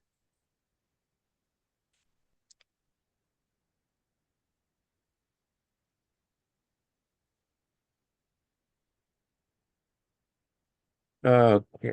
So let's see. Looks like it's going to station retrograde. Hang on. Going back. I hate to bring this up, but March 10th. has trying to Trump's Mars. That's yeah, Jupiter is going to station retrograde on November 11th of this year, and then go direct finally on March 10th of next year. So, yeah, the next several months, I think, are really going to be interesting, shall we say? Well, look at all the planets that are in the 10th house. No, I Mhm. mean the 11th house. 11th house. 11th house. That has a lot to do with Congress, but it also has a lot to do with the collective, I would think.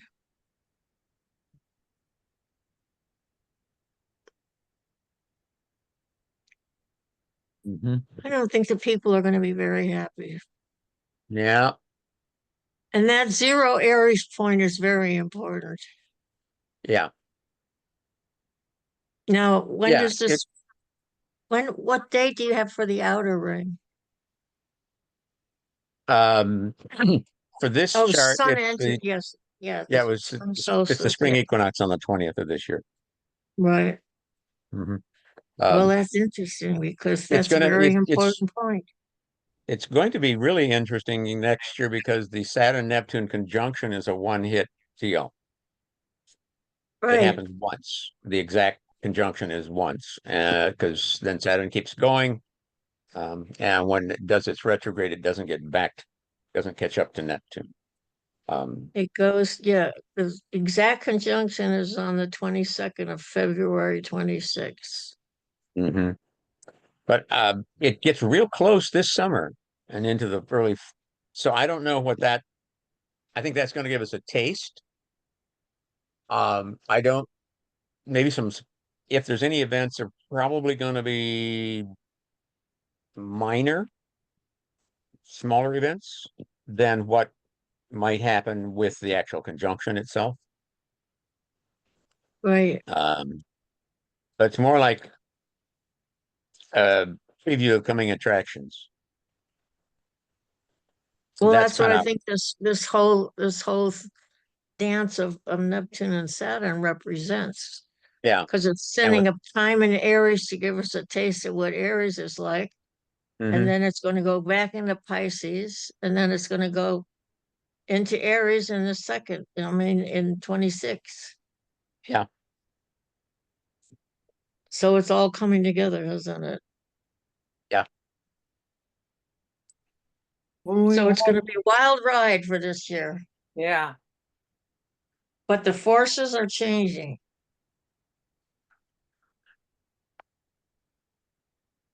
The Sabian symbol for 0 Aries is a woman has risen out of the ocean. A seal is embracing her. Right. Sounds good. Yeah. We I've can never hope. understood that. Okay, What does it really, let's see. what does it really mean? Yeah. Oh, here we go. Bonus chart.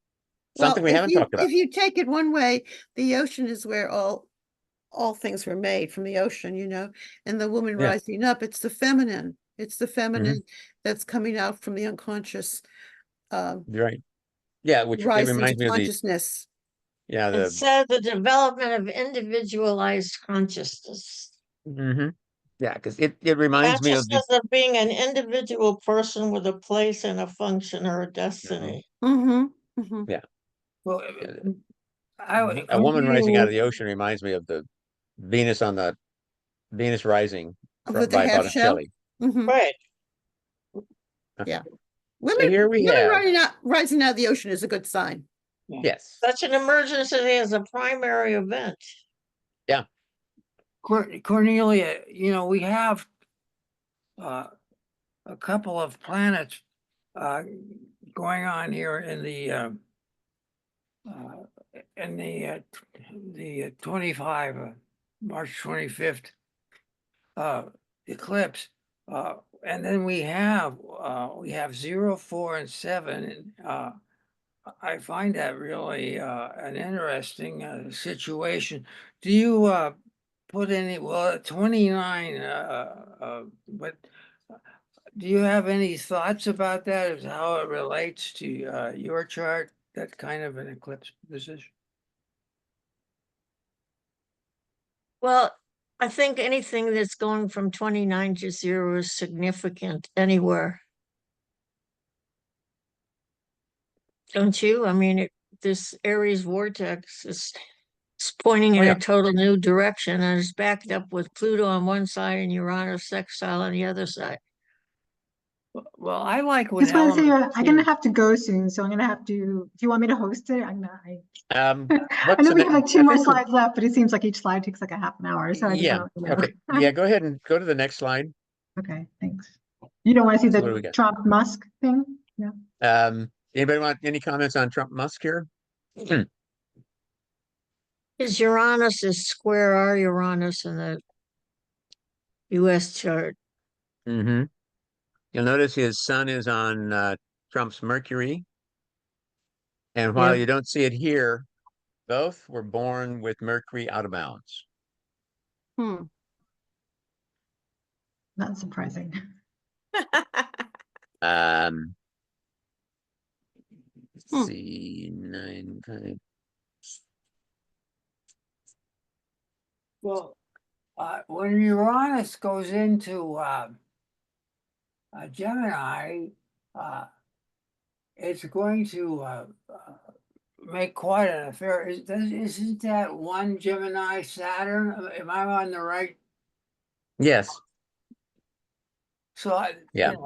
I think that's coming down the road pretty quickly. Uh, Mm-hmm. I think that would be really an interesting deal. Do we see any That's situations where we see betrayal? um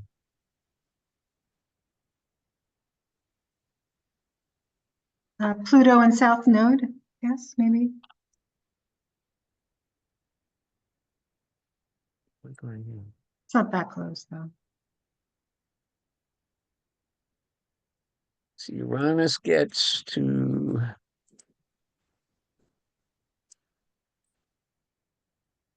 Uranus gets to 1 Gemini 27, which is pretty much right on Musk's Saturn. Yeah. And that is September 1st. Um, maybe with that, Trump will decide that Musk has to go if he hasn't gone by then. He, Who he knows? already told the agencies that Musk was just an advisor. They did not have to follow his advice. Yeah. And yet everybody seems to be. Mhm. Well, I think because that nobody had told them that they didn't have to follow the advice until now. Well, okay, yeah.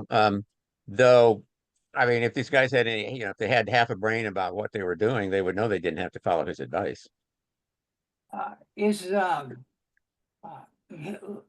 what is the degree of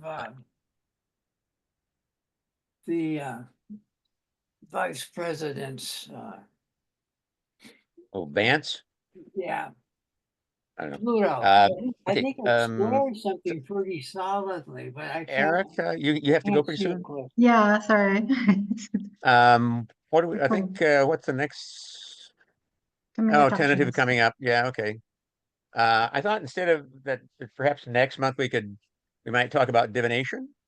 That is blending astrology, tarot, numerology, even palmistry, how they all actually kind of fit together, Ooh, that sounds just to kind of lighten things up a bit.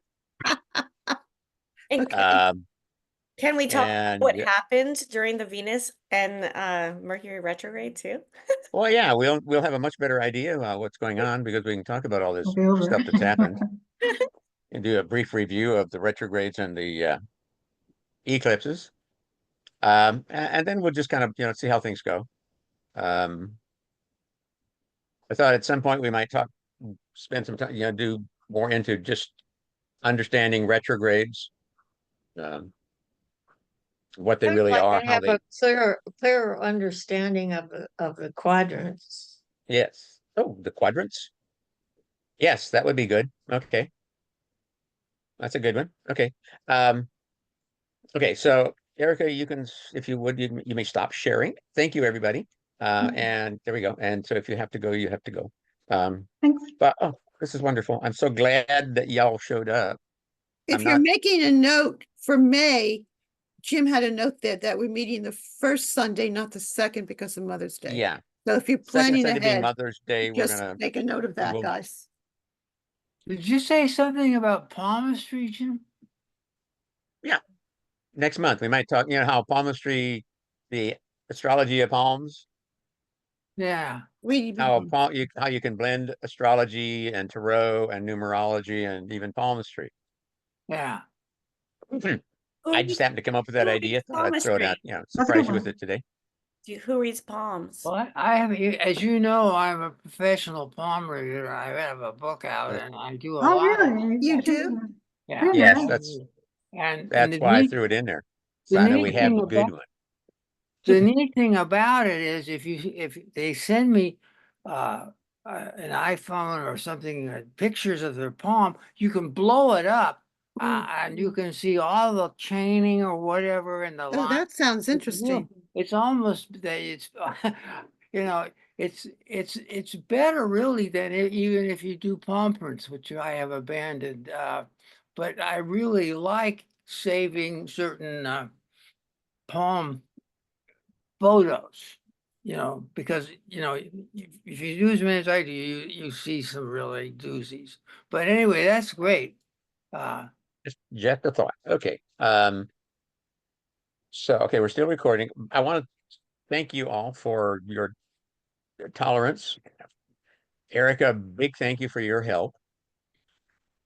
Yes, thank you. And thank you all for supporting us. So, we're working, this is our, it'll be 19 years come August. So, okay. So Wow. now we can just, let me see. I guess we can just talk. Anybody have any last thoughts or any thoughts about what we've talked about? Some of the charts, which I can't show you, but I would if I could.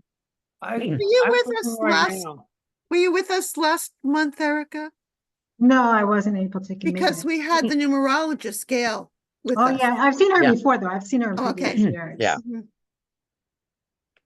Yeah. And she's saying pretty much the same thing. This summer's going to be an interesting summer that the United States is going through an ending phase, literally, where we've been and into a new birth. She also doesn't expect Trump to finish out the term.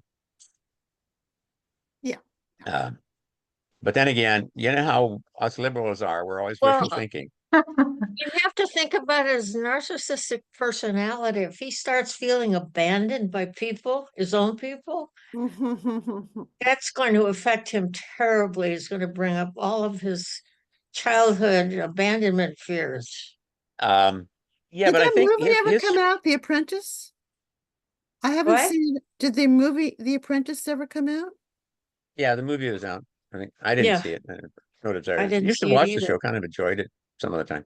Um, I think he avoids that from he prevents it from happening or avoids it by simply terminating people and replacing them with some other butt kisser, Uh, because it's he has no shortage. There's no shortage of people that are willing to